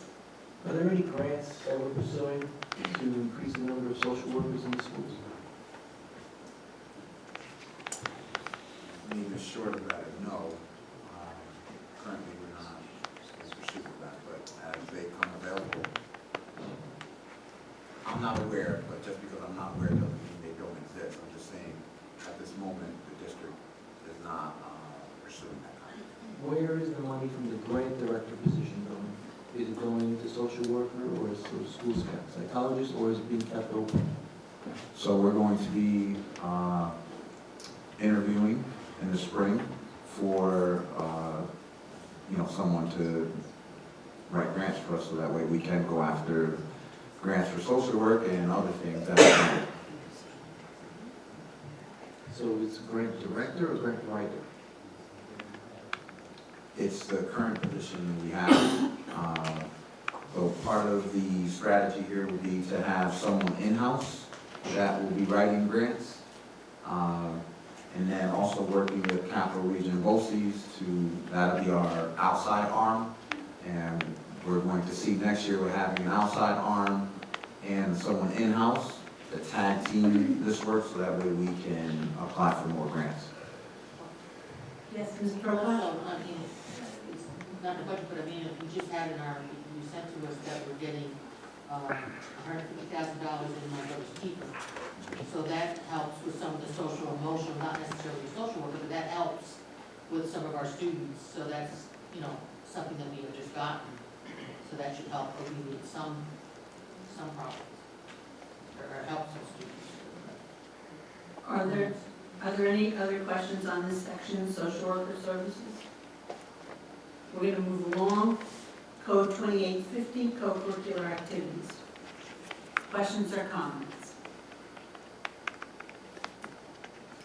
I'm going to move along. Code 2855, interscholastic athletics, regular school day. Go ahead. I know, Dr. Yu, we had talked about, you and I talked about that at one of the meetings I was at. When we talk about game security, that's not necessarily all game security. I mean, under game security, isn't that people that do clocks and do the stats at the games and that sort of thing? I think that's part of it, correct? Correct. And I mentioned that I thought that one of the things that we should be proactive with, because we have the new athletic strand, and we also have students that are involved in the TV, that we find a way to have students do a lot of this work as an internship type of thing for credit. And I think that would cut down the cost, but it also, more importantly, would help the students, especially those that are going into the athletic stream, for announcing, for doing statistics, for doing the clock. And believe me, I've been around sports all my life, and we just had a big tournament last weekend where students did this, and they do a fine job, sometimes even better than adults, because they know the game. And I think that would help them in their track, and also would help with the cost here. So, Yeah, I appreciate that suggestion, and we will be working to empower students to take some of these roles on, which could mean that there's some possibility, some potential of reallocating resources. I'm not saying do away with it all because you need an adult overseeing it, but, to help train them would be tremendous. Any other questions or comments? I'm going to keep my comments to myself about this. Thank you. Because I've Thank you, written, Madam President. I've written to all of you about it, so you all know where I stand. Go ahead. As a follow-up to your comment, non-comment comment, Okay. what can be done as far as this line to make it more in line with what you think it should be? Is there anything that we Yes, can do? actually. Ms. Prakash had some really good ideas that she shared, besides the game security thing. But in a way to start making this work in this division, this interscholastic athletics, self-supporting and have, go ahead, do you want to talk? Yeah, I've been for years trying to advocate for a Go Back Pride booster that would be set up as such that it would actually help support the athletic program. And I think if it's done the right way, and I do have some ideas, and I'm actually starting to block it out right now. We could generate quite a bit of money that would offset a lot of this. I never want to do away with sports in this vein. We talk about many times social and emotional levels of children. Without sports, and without the camaraderie, without the good things about it, you would see students having to see more social workers, more guidance counselors, and so forth. Sports is an exceptional thing as far as doing the idea of team, of self reflection, of time management, if it's done the right way. And I think with some of the ideas that I'm going to be bringing forth, I'm meeting with some people that are very knowledgeable on this, that we could offset a lot of these costs in the athletic, interscholastic monies. So right now we have individual boosters. Right. Is that one booster going to be over those boosters, or? Well, that's something that I'm gonna, bring up to the committee. But it's a And we'll different talk about funding it. source. Right. Thank you. Are there any other questions or comments on this section? We're going to move on. District Transportation Services, questions or comments? I'm waiting for somebody else to raise their hand. Equipment, 185,000 down to 10,000. Is that just you're not going to need more equipment in that division? In this year's budget, there was $185,000 put in for purchase of buses and vans. There won't be another return purchase for next year. Since that money was approved in the budget, does that money specifically have to be voted on? If that money has to be used, does that specifically have to be approved by the board? That 175,000, doesn't that have to be approved when it's a change?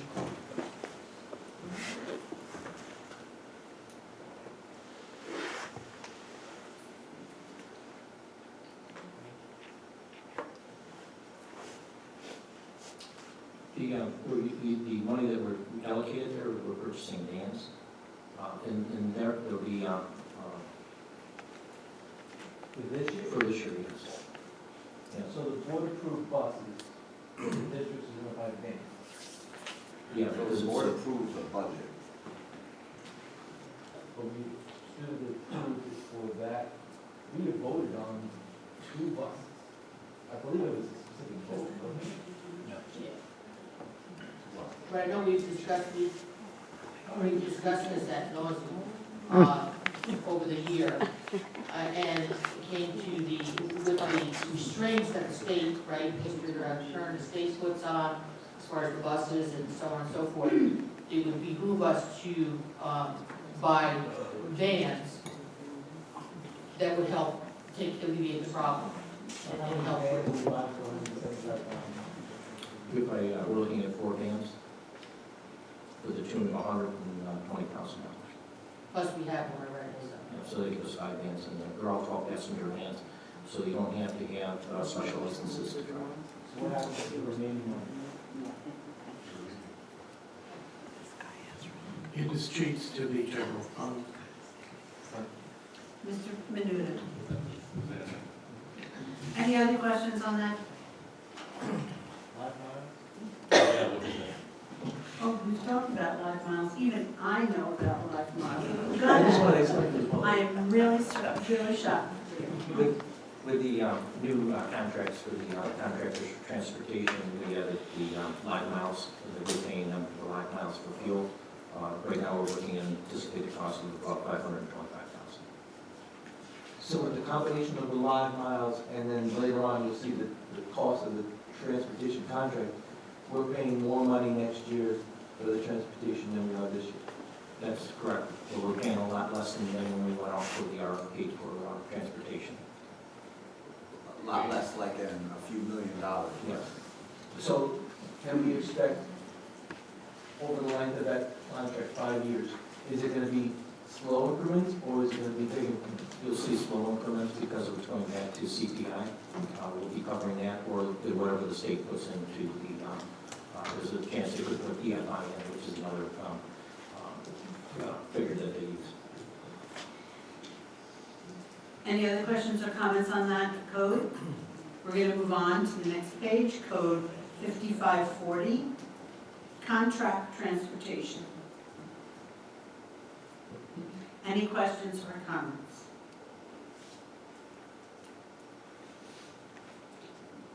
Okay, we're going to move on to the last one. It's codes 9010 through 9060, employee benefits.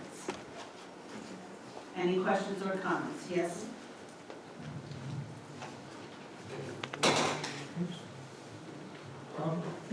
I'd like to understand how confident we are that the number, particularly for health insurance, is an actual number. Do we have confidence that will be the number, or are we kind of subject to changes that might come along the way? We'll be subject to changes that come along. We're the best guess estimate because we do a calendar year insurance, so we're projecting out now 9 months what the actual rate increase is going to be. This is the best guess estimate. We're going with industry standards. I'm on the conservative side, so I'm hoping that a percentage high, that we don't have to add money to this line. So could you tell us about what kind of percentage we're looking at? Is it like a 6 or 7% increase, 6 or 7% increase that we see the number changing by? No, there's several other items in the line there. We're looking at about 10% on the medical, with everything else in the line kind of brings it back to 6.6. I see. Thank you. Any other questions or comments on this section? We're going to move on to the last section. Code 9901, transfers to other funds. Are there any questions or comments on this section? Mr. Stringer? Now that we're on the last page, I just have a general question about, in other years we've had projected surpluses. Do you know at this point if we have a projected surplus based on the rate of expenses? So the quick answer to that is yes, we are projecting a surplus, and you will be receiving, board will be receiving the second trimester report at the end of the month. You'll be getting an updated projection. If there is a surplus, what happens to that surplus money at the end of June? The board will sit down, we'll make a recommendation as to how we want to allocate that surplus. And this is what we did last year. So we looked at several reserves and we allocated that way. Mr. Menuda? So we're on the last page. So you're projecting to 1.04% for the year. Yes. As an increase. There's an increase. That's it, 1.04%. And by the time you get the add and subtract. Yes. Thank you. Go ahead, Mr. Stringer.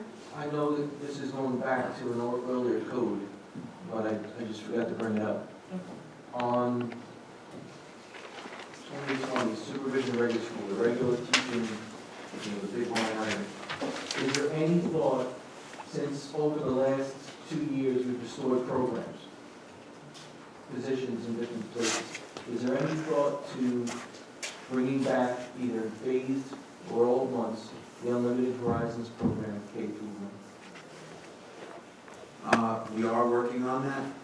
It won't require, you won't see that in a budget, however. If it was a budget item 3 years ago, it's not going to be a budget item this time? I don't recall, I'm not if you're aware where it was a budget item. I mean, I'm guessing, are you referring to like an increase in a teacher or? It was a decrease in 2 positions. That's what we voted on. It wasn't a separate line. They were positions that were eliminated, that were assigned to unlimited horizons. But there wasn't a budget line that said unlimited horizons. But so yes, those reductions were directly related to reducing unlimited horizons, and I think it was 3 years ago. So if it was to be restored, or whatever way it gets restored, it wouldn't have to be voted on as a position, it's just as a philosophy, or how does that work? So we've had some discussion around what that looks like for our district. And right now, we are considering a K through 5, unlimited continuum. We're just trying to work out, like, what does that look like? What are their criteria, requirements, responsibilities of the district, responsibilities of the school? We don't see that as a budget impact right now, but it's early. I guess it's important to just share that the district is considering it. I could say more, but I don't want to get off track. So yes, it's under consideration. I am now going to keep rolling along. Thank you, Dr. Padilla, for your section, and thank you, board members. I know it's difficult and I know it's tedious, but thank you very much. Thank you as well. We're gonna, Madam President, that concludes my items. thank you, Dr. Padilla. We're going to move on to board committee reports. Library committee, Mr. Johnson. Thank you. The library committee met on Wednesday, March 1. We reviewed monthly reports. Some active programs within the libraries that remain very popular are the Taxel musical concerts and the career counseling program. We reviewed the New York State annual report, which is an annual requirement of the library. I'd just like to take a second to thank the Newburgh Friends Library for their activism and strong representation, both in person and through correspondence, for the Library Advocacy Day, which is an effort to make legislators in New York State aware of to highlight the importance of the to our legislators. And that was the same day, that was on March 1st as well. Thank you. We're going to move to the policy committee, Mr. Strickland. We discussed the policy 5441, eligibility for student athletic and extracurricular activity participation, 5459, grade level classification, equitable educational opportunities, and also we had a very good discussion on the homeschool students participating in extracurricular activities. It was kind of back and forth would be a little complicated, and that we were told that the varsity sports cannot have students participating from homeschools. I think I'd like to bring it back for next month, just because I found out some more information regarding private school students participating in our varsity sports. Thank you, Mr. Strickland. We're going to move to exceptional learners, Mr. Howard. Yes, Madam President, we had a brief discussion around unified sports for our exceptional learners students. It's a program where we're going to integrate the exceptional learner students with the general ed students. We really go deep into that, but it's going to be discussed further at our next meeting. We also discussed related services. We talked about the annual review process. We talked about the exceptional learners reorganization chart, adding position of leader. We talked about the caseload also. We also had discussion around the speech and language RFP, and we discussed the ICT elementary school model, where it was determined that we were short one ICT teacher at middle school, but I believe that has been addressed in the budget that we discussed this evening. So that's it. Thank you. Thank you, Mr. Howard. We're going to move on to the Personnel Committee, Ms. Brokash. Yes, we met on March 9th. Many of the items that you'll see tonight in resolutions, we discussed. I don't want to go through all of them. Anything that you see on resolution tonight was discussed at the meeting. Also, any recommendations and the abolishment and creation of positions with a change in titles. Everything else you'll see tonight on the as far as the school program, everything is on tonight's meeting. Would you like to move on to buildings and grounds? Yes, buildings and grounds. We met today on March 9th. We discussed the possible mural project at South Middle School by the Boys and Girls Club. We were gonna get more information on that. At GAMS, we discussed the window wall, problem with that Mr. Velez is working on with the contractors. Yes, because it's under warranty. Also discussion of the Science Museum, which we'll have further discussions on when we're coming up. Also, at GAMS, work in the lobby as far as taking some of the lockers out and relocating to other schools, and also the post office, taking to make the foyer wider or bigger. Also, we had discussion and air quality test being done at Meadow Hill and at NFA North. Discussion of Central Hudson wanting an easement request for a pole at Temple Hill, and also Verizon leasing possibility at GAMS as far as a pole, which I think we turn over to lawyers, to our lawyers to check on. In addition, the parking lot situation at Dale's Gate was discussed and it's been remedied. The crew team relocation to Regal Bag, that's also, we're having lawyers check on that. West Street basement floor being worked on, the library complex fire alarm replacement.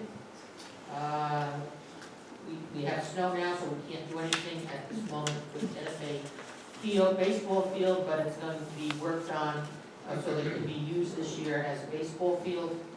We also talked about snow removal and facilities use requests. Thank you. We're going to move on to the Deputy Superintendent, Mr. Forge. Thank you, Madam President. This evening we have two items, recommendations from CSE, CPSE committees. First item. I'd like to entertain a motion, please. Second. Questions for discussion? Roll call, Mr. Clerk. Mr. Menuda? Yes. Ms. Brokaw? Yes. Mr. Strittmeyer? Yes. Mr. Howard? Yes. Mr. Johnston? Yes. Mr. Mayo? Yes. My next item is a resolution to authorize the Board President to execute an agreement with the Anderson Center for Autism. I'd like to entertain a motion, please. Second. Questions or discussion? Roll call, Mr. Clerk. Ms. Brokaw? Yes. Mr. Strittmeyer? Yes. Mr. Howard? Yes. Mr. Johnston? Yes. Mr. Mayo? Yes. Mr. Menuda? Yes. That concludes my items, Madam President. Thank you. Thank you, Mr. Forte. We're going to move on to the Assistant Superintendent for Curriculum and Instruction, Mrs. Felice. Good evening, Madam President. I'd like to begin with item 7.1, requesting to amend it with the following items. Replacing Matt Dotto with Danny Doughton. Replacing Carlos Santiago with Dennis Kent. Removing Nina Alfonso and Evelyn Reyes from the list. And correcting Clark City, New York to read Clark City, Nevada with the first two requests.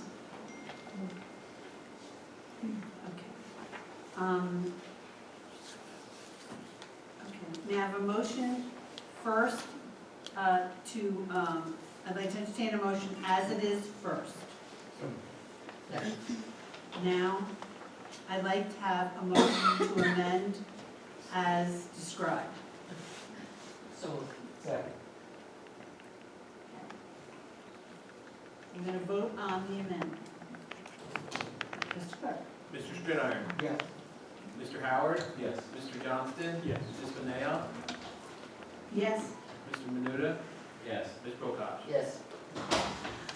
Okay, I think we have one more amendment because there's a little space up there. If you roll it up, it says there's supposed to be a board member going on a trip. Do we have a volunteer? So I can give some context. So the district is engaged in some high-level instructional monitoring and accountability of our administrators. We have developed a process and protocol for how we engage our principals in that work. We took learning from Miami-Dade School District, New York City, San Jose, etc. Mansfield, Texas, have engaged in some similar work, and this would be an opportunity to take some newer administrators who are involved in this process of accountability and school improvement monitoring to go see this in action, and we're going to be taking our learning from Mansfield and bringing it back to the district, and we would love for a board member to join us. This would be leaving Thursday, April 5th in the evening, and coming back Saturday, April 7th in the morning or afternoon. So. Go ahead, put my name in there.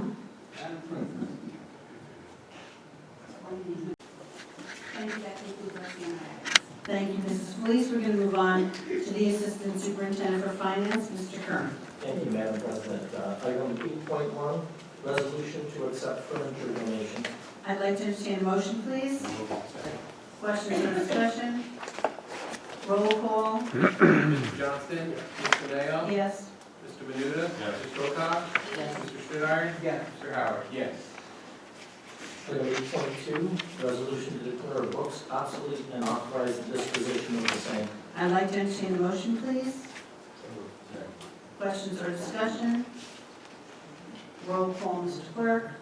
Ms. Mayo, Yes. Mr. Menuda, Yes. Ms. Pocock, Yes. Resolution to authorize the superintendent of schools to execute agreement with Hudson Valley Speech and Swallowing Therapy, PLLC. I'd like to entertain a motion, please. Questions or discussion?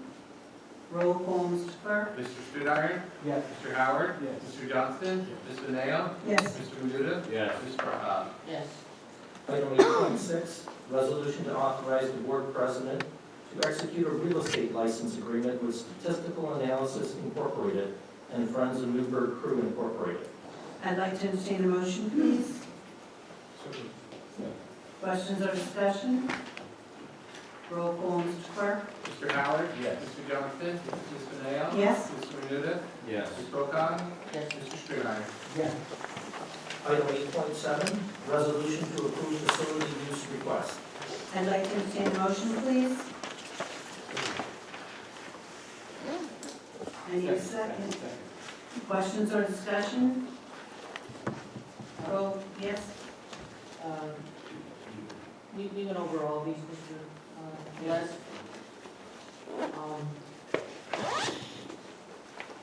The Newburgh Large City School District, the athletic department, Academy Field Sundays, it says for workouts. I thought we had made an agreement among the board that NFA Academy Field would be used for games only, not for workouts. I spoke with the athletic director, the day after the tournament announced, they want to use the track to run and to practice.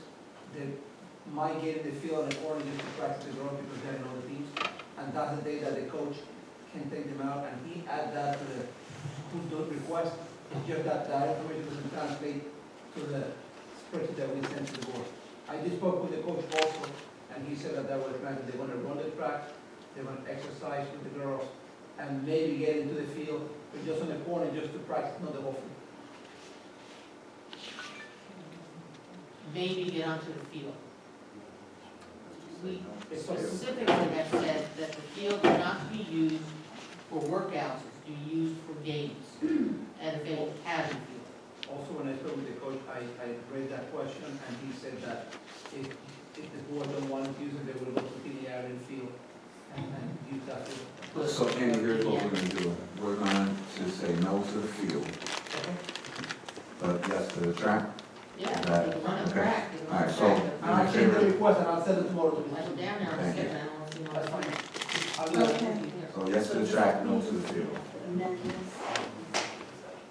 Okay, so, I'd like to entertain a motion, please. We did that, we did the second. Any other questions or comments? Roll call, Mr. Clerk. Mr. Johnson? Yes. Ms. Beneo? Yes. Mr. Menuda? Yes. Ms. Pocock? Yes. Mr. Stridiron? Yes. Mr. Howard? Item 8.8, resolution to authorize the board president to execute proposal from Clark Patterson Lee pre-referendum services. I'd like to entertain a motion, please. I need a second. Oh, second. Questions or discussion? As part of the bond referendum, will the public have access to, not for participation, but to listen to the discussion on the development of the bond? Yes. And will that be publicized on the website? Yeah, we're gonna have, dedicated area on the website that will refer to the entire, bond process. Okay, thank you. So it's gonna be, being developed. So the committee that's meeting will meet in the public forum?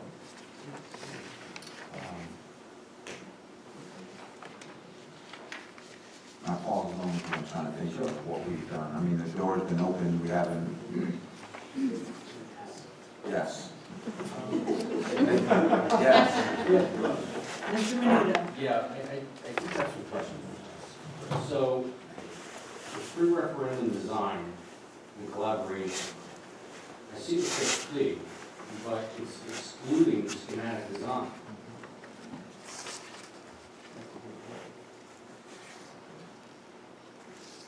This process is schematic design.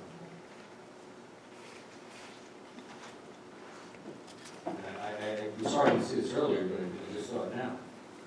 Work specifically includes schematic design, design development, and construction documents. Schematic design would be all part of it. So it should be including the schematic design. And then it's stating that the CAD floor plans should be provided by the owner.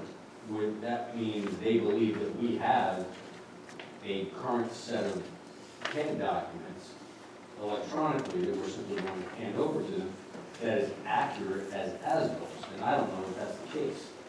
So, Mr. Mitchell, are you referring to page 3? It says CAD floor plan Yes. provided by owner? Yes. Those are electronic manipulative files that you can actually manipulate. Okay, CAD's a program that we use. The fact of the matter is, if there are CAD files, they're going to be for the design that was approved and permitted, not necessarily as-built, which can vary greatly. So I have some concerns with that. Those two specific items. Mr. Kern, or Mr. Velez, is something we can take back and bring back to the committee and Clark Patterson Lee and put back on the board agenda on the 4th of April? Yeah? Would that work? Yeah, I'm sorry I didn't catch you earlier, yes. So let's move to table it. Yes, let's table that. Can I have a second, please? Second. Roll call, Mr. Clark? Ms. Mineo? Yes. Mr. Menuda? Yes. Ms. Prokop? Yes. Mr. Goodheier? Yes. Mr. Howard? Mr. Johnson? Item 8.9, resolution to authorize the board president to execute proposal from Clark Patterson Lee, NFA West. I'd like to entertain a motion, please. Can I have a second? Second. Questions or discussion? Go ahead. This motion 8.9 is the document that Mr. was referring to. That's the West Street one? No. No, I'm talking about the referendum. 8.9 is different.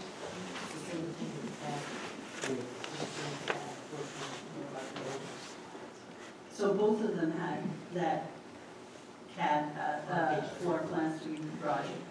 Yes, so essentially what that means in my language is that, they're relying on the fact that you've got these documents and where they don't have to do anything. So the fact of the matter is they don't have the documents unless they have to build from scratch. Or you give them the documents, they therefore need to go out and re-verify what exists to accurately represent what's being, this is the template to be used going forward. So if that template is wrong, then the work is wrong. So they're gonna have to verify it one way or another. So that causes a bit of a problem from a lump sum standpoint, because that would normally then come in as an hourly charge for them to send people out and do that work. And Darren, you're familiar with the program as well, and that's, So The way Yes. this is written, it's set up as an extra. Yep. Okay, so do we want to table this also?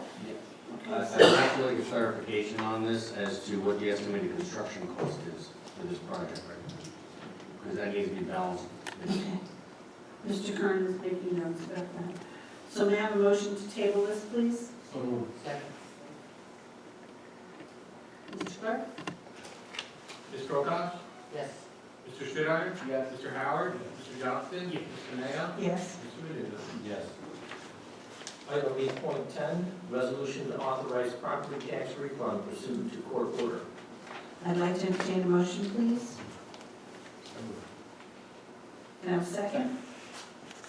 Questions or discussion? In the future, is it gonna say somewhere where in the budget this comes from? Because right now, there's no line item. So right now, we have a budget. But next year, what is it gonna say? What it comes from is the prior years comes from the tax substitutory reserve, and the current year comes out of revenue line. Okay, so roll call, Mr. Clerk? Mr. Stridheimer? Yes. Mr. Howard? Yes. Mr. Johnston? Yes. Ms. Mayo? Yes. Mr. Menuda? No. Ms. Prokop? Yes. Item 8.11, resolution to authorize property tax refund pursuant to court order. I'd like to entertain a motion, please.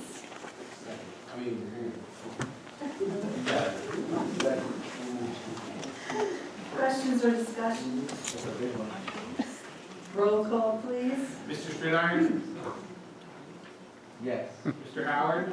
Mr. Johnston? Yes. Ms. Mayo? Yes. Mr. Menuda? No. Ms. Prokop? Item 8.12, resolution to authorize property tax refund pursuant to court order. I'd like to entertain a motion, please. Questions or discussion? Yes, I have a discussion. Go ahead. So these items here are exactly the reason why we should be entertaining Mr. Shaw's permit proposal, because we're losing a lot of money. Yes, these came up before that, though. Okay. Any other questions or discussion? Roll call, please. Mr. Howard? Yes. Mr. Johnston? Ms. Mayo? Yes. Mr. Menuda? No. Ms. Prokop? Yes. Mr. Stridheimer? Yes. Item 8.13, resolution to approve increase for project 0001-023, NFA soffit repair. I'd like to entertain a motion, please. Second. Questions or discussion? Go ahead, Mr. Is this Stridheimer. project completed? Everything been taken care of? The only thing that hasn't been completed is the final cost report submitted to the state. And this is the last piece that needs to go back. Thank you. Any other questions or discussion? Final cost report is the only thing left. Just a cost report? Right. And that's ready to go. As soon as we have this FPFI signed, it'll be out of here by tomorrow. Roll call, Mr. Clerk? Mr. Johnston? Yes. Ms. Mayo? Yes. Mr. Menuda? Yes. Ms. Prokop? Yes. Mr. Stridheimer? Yes. Mr. Howard? Yes. Item 8.14, resolution to approve increase for project 0026-008, Foster Town window replacement. I'd like to entertain a motion, please. Second. Questions or discussion? Roll call, Mr. Clerk? Ms. Mayo? Yes. Mr. Menuda? Ms. Prokop? Yes. Mr. Stridheimer? Yes. Mr. Howard? Mr. Howard? Mr. Johnson? Yes. Madam President, that concludes finance for this evening. Thank you, Mr. Kern. We're going to move on to the Assistant Superintendent for Human Resources, Mr. McElmore. Thank you, Madam President. On the HR agenda, items A through K, on the professional side, we have appointments. We have other appointments, change of status. We have leave of absence. We have a return from leave of absence. We have resignation, retirement, and on the civil service side, we have appointments, a change of status, leave of absence, resignation, retirements, and then former employees who have passed away. I'd like to entertain a motion, please. Second. Questions or discussion? Roll call, Mr. Clerk? Mr. Menuda? Yes. Ms. Bocock? Yes. Mr. Schreier? Yes. Mr. Howard? Mr. Johnston? Mrs. Nail? Yes. Item 9.2 is a resolution to authorize the superintendent to execute an agreement with Orange County Employment and Training Administration. I'd like to entertain a motion, please. Questions or discussion? Roll call, Mr. Clerk. Ms. Bocock? Yes. Mr. Schreier? Yes. Mr. Howard? Yes. Mr. Johnston? Yes. Ms. Mineo? Yes. Mr. Menuda? Yes. Item 9.3 is a resolution to rescind and approve an additional 2016-17 spring athletic coaching appointment. I'd like to entertain a motion, please. So moved. Questions or discussion? Roll call, Mr. Clerk. Mr. Schreier? Yes. Mr. Howard? Yes. Mr. Johnston? Yes. Ms. Mineo? Yes. Mr. Menuda? Yes. Ms. Bocock? Yes. Item 9.4 is a resolution to approve additional NFA Maine after-school grade 9 through 12 review and recovery program appointments. I'd like to entertain a motion, please. Second. Questions or discussion? Roll call, Mr. Clerk. Mr. Howard? Mr. Johnston? Ms. Mineo? Yes. Mr. Menuda? Yes. Ms. Bocock? Yes. Mr. Schreier? Yes. Item 9.5 is a resolution to approve additional TAP program at South Middle School appointments. I'd like to entertain a motion, please. Second. Questions or discussion? Roll call, Mr. Clerk. Mr. Johnston? Ms. Mineo? Yes. Mr. Menuda? Yes. Ms. Bocock? Mr. Schreier? Yes. Mr. Howard? Item 9.6 is a resolution to approve additional intensive ELA math extended day program at mental health. Appointments at mental health. I'd like to entertain a motion, please. Questions or discussion? Roll call, Mr. Clerk. Ms. Mineo? Yes. Mr. Menuda? Yes. Ms. Bocock? Yes. Mr. Schreier? Yes. Mr. Howard? Mr. Johnston? Item 9.7 is a resolution to approve extended learning program at New Windsor School appointment. I'd like to entertain a motion, please. Second. Questions or discussion? For the late school day. How long is this extended day? I think it's An hour? How long is it, Ms. Smith? Yes, it's from 4:15 to 5:15.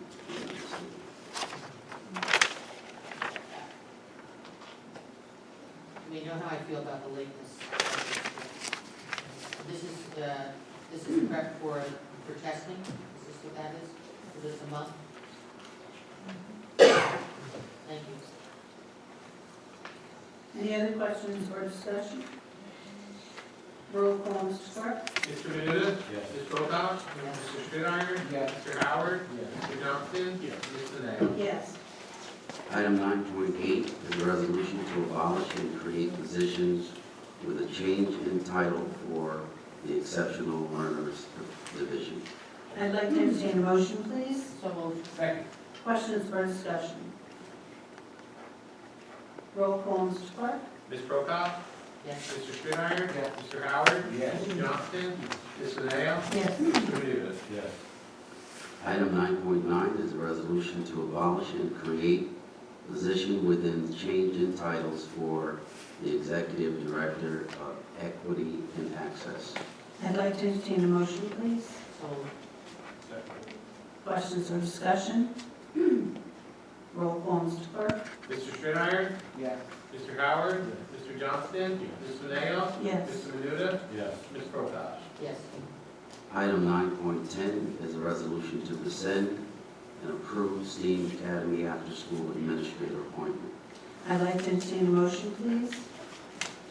Second. Questions or discussion? Roll call, Mr. Clerk. Mr. Howard? Yes. Mr. Johnston? Ms. Mineo? Yes. Mr. Menuda? Yes. Ms. Bocock? Yes. Mr. Schreier? Yes. Item 9.11 is a resolution to rescind and approve Temple Hill Academy after-school administrator appointment. I'd like to entertain a motion, please. Second. Questions or discussion? Yes, Mr. Stradine? The dollar number on the $7,776. That's exactly the number that's going to be paid to this person from March 22nd to May 26th?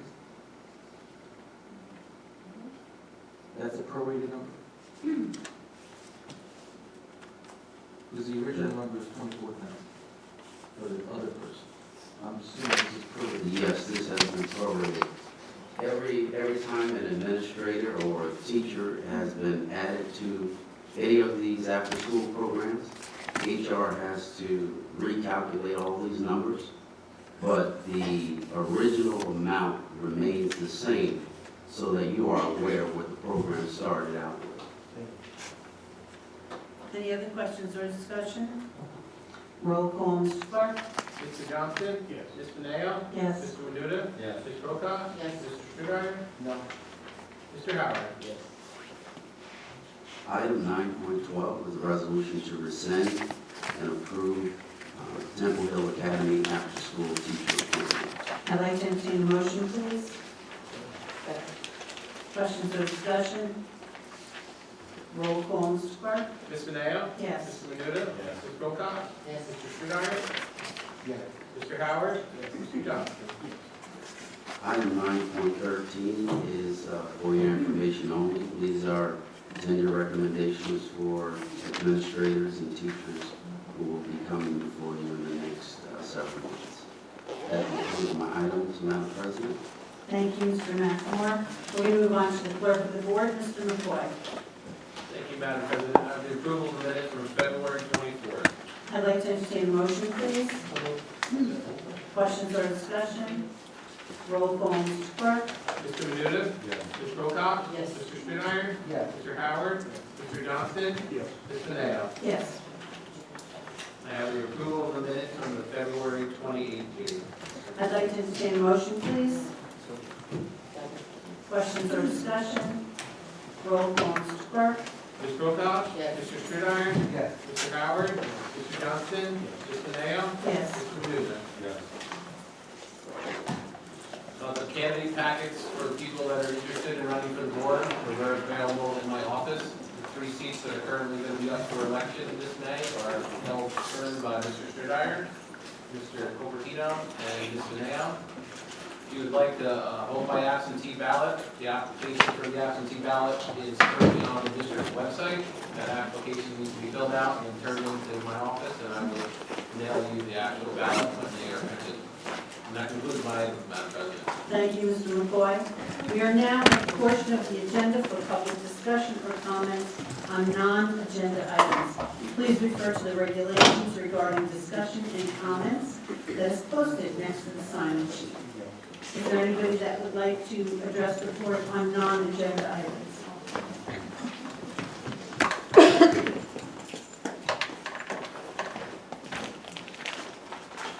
Good evening, and sorry it's late, but I'd like to comment on some of the comments made on the budget tonight. We've heard the board with their deliberations. I have to assume that of this size it is most challenging. I do recognize that there are a lot of opinions here as well as a lot of need.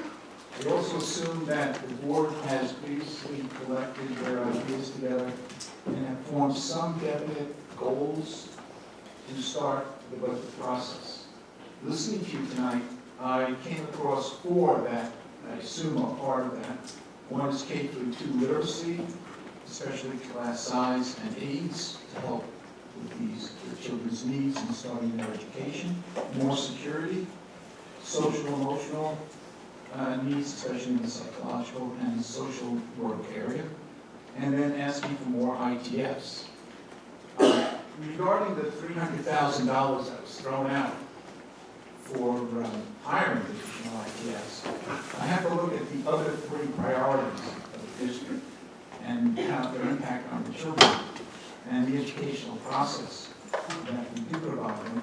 And have to agree with the board members who do identify that if there is any money to be found, it should go to K-2 literacy and whatever else can be found to social and emotional needs. When you consider that we're in the educational business, we are preparing children from K-12 to enter a workforce and into a world in which they have to stand on their own 2 feet. They have to function literally literally in whatever field they are in, and as well as collaboratively. K through 2 literacy is that foundation. Just like you can't build a house without a strong foundation, no matter, what else you add into it, without that foundation, it is a weakened structure. Even with a good K through 2 literacy program, there are a lot of children that you all seem to identify and have spoken about many times who are in need of social and emotional support. You spoke proudly of the sports program that does provide some of that, but not all children are going to be in the sports program, not all children are going to, in the K through 8 program, have that opportunity. And some of those social and emotional needs are not going to be met in sports. So combined, I would rather see your efforts finding that $300,000 go for those 2 programs. As far as the ITFs, they are facilitators. And as such, they are designed, as I knew my job today as a facilitator, to train people to then function on their own in those fields. It was not my job to hold their hand week after week, day after day, month after month. My experience taught me that teachers, when given the opportunity to learn and entrusted with their own ideas to incorporate with the technology, they do fine on their own. So long as they know you're there to assist them and then wean them on their own, they will function just as they have for all the many years that they have picked up new textbooks and other new materials that they have been faced with. They are very well endowed with creativity and with the mentality to take what they have and to use it when given the trust to do so. As far as the effectiveness of an ITF in a classroom all the time, I don't know of any research that shows that they are. My job was to facilitate their talents, to facilitate their skills. It wasn't to handhold, it wasn't there to make sure computers are functioning properly. I found my colleagues to be very well adapted to taking what I showed them and taking off with it on their own. I believe in ITFs, but I don't believe in them to be forever. And then finally, I also heard, maybe I misunderstood, but that K through 2 students were struggling with the use of computers. And I, without knowing all the details, I suspected maybe the equipment they're using is not designed for their little hands. That their fine motor skills are not well developed enough to be using that equipment. And that may be what you're finding in your testing is whether or not they're using their little hands properly, or they're testing more their fine motor skills than they are their reading skills. So I would suggest, number one, don't depend on the technology to improve their reading. Depend on the teacher and the materials. Thank you.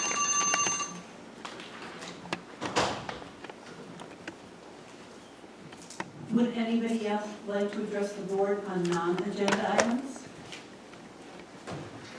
If not, I'd like to entertain a motion to adjourn this meeting. Roll call, Mr. Clerk. Mr. Stridiron? Yes. Mr. Howard? Mr. Johnston? Yes. Mr. Nail? Yes. Mr. Ruda? Yes. Mr. Wilcox?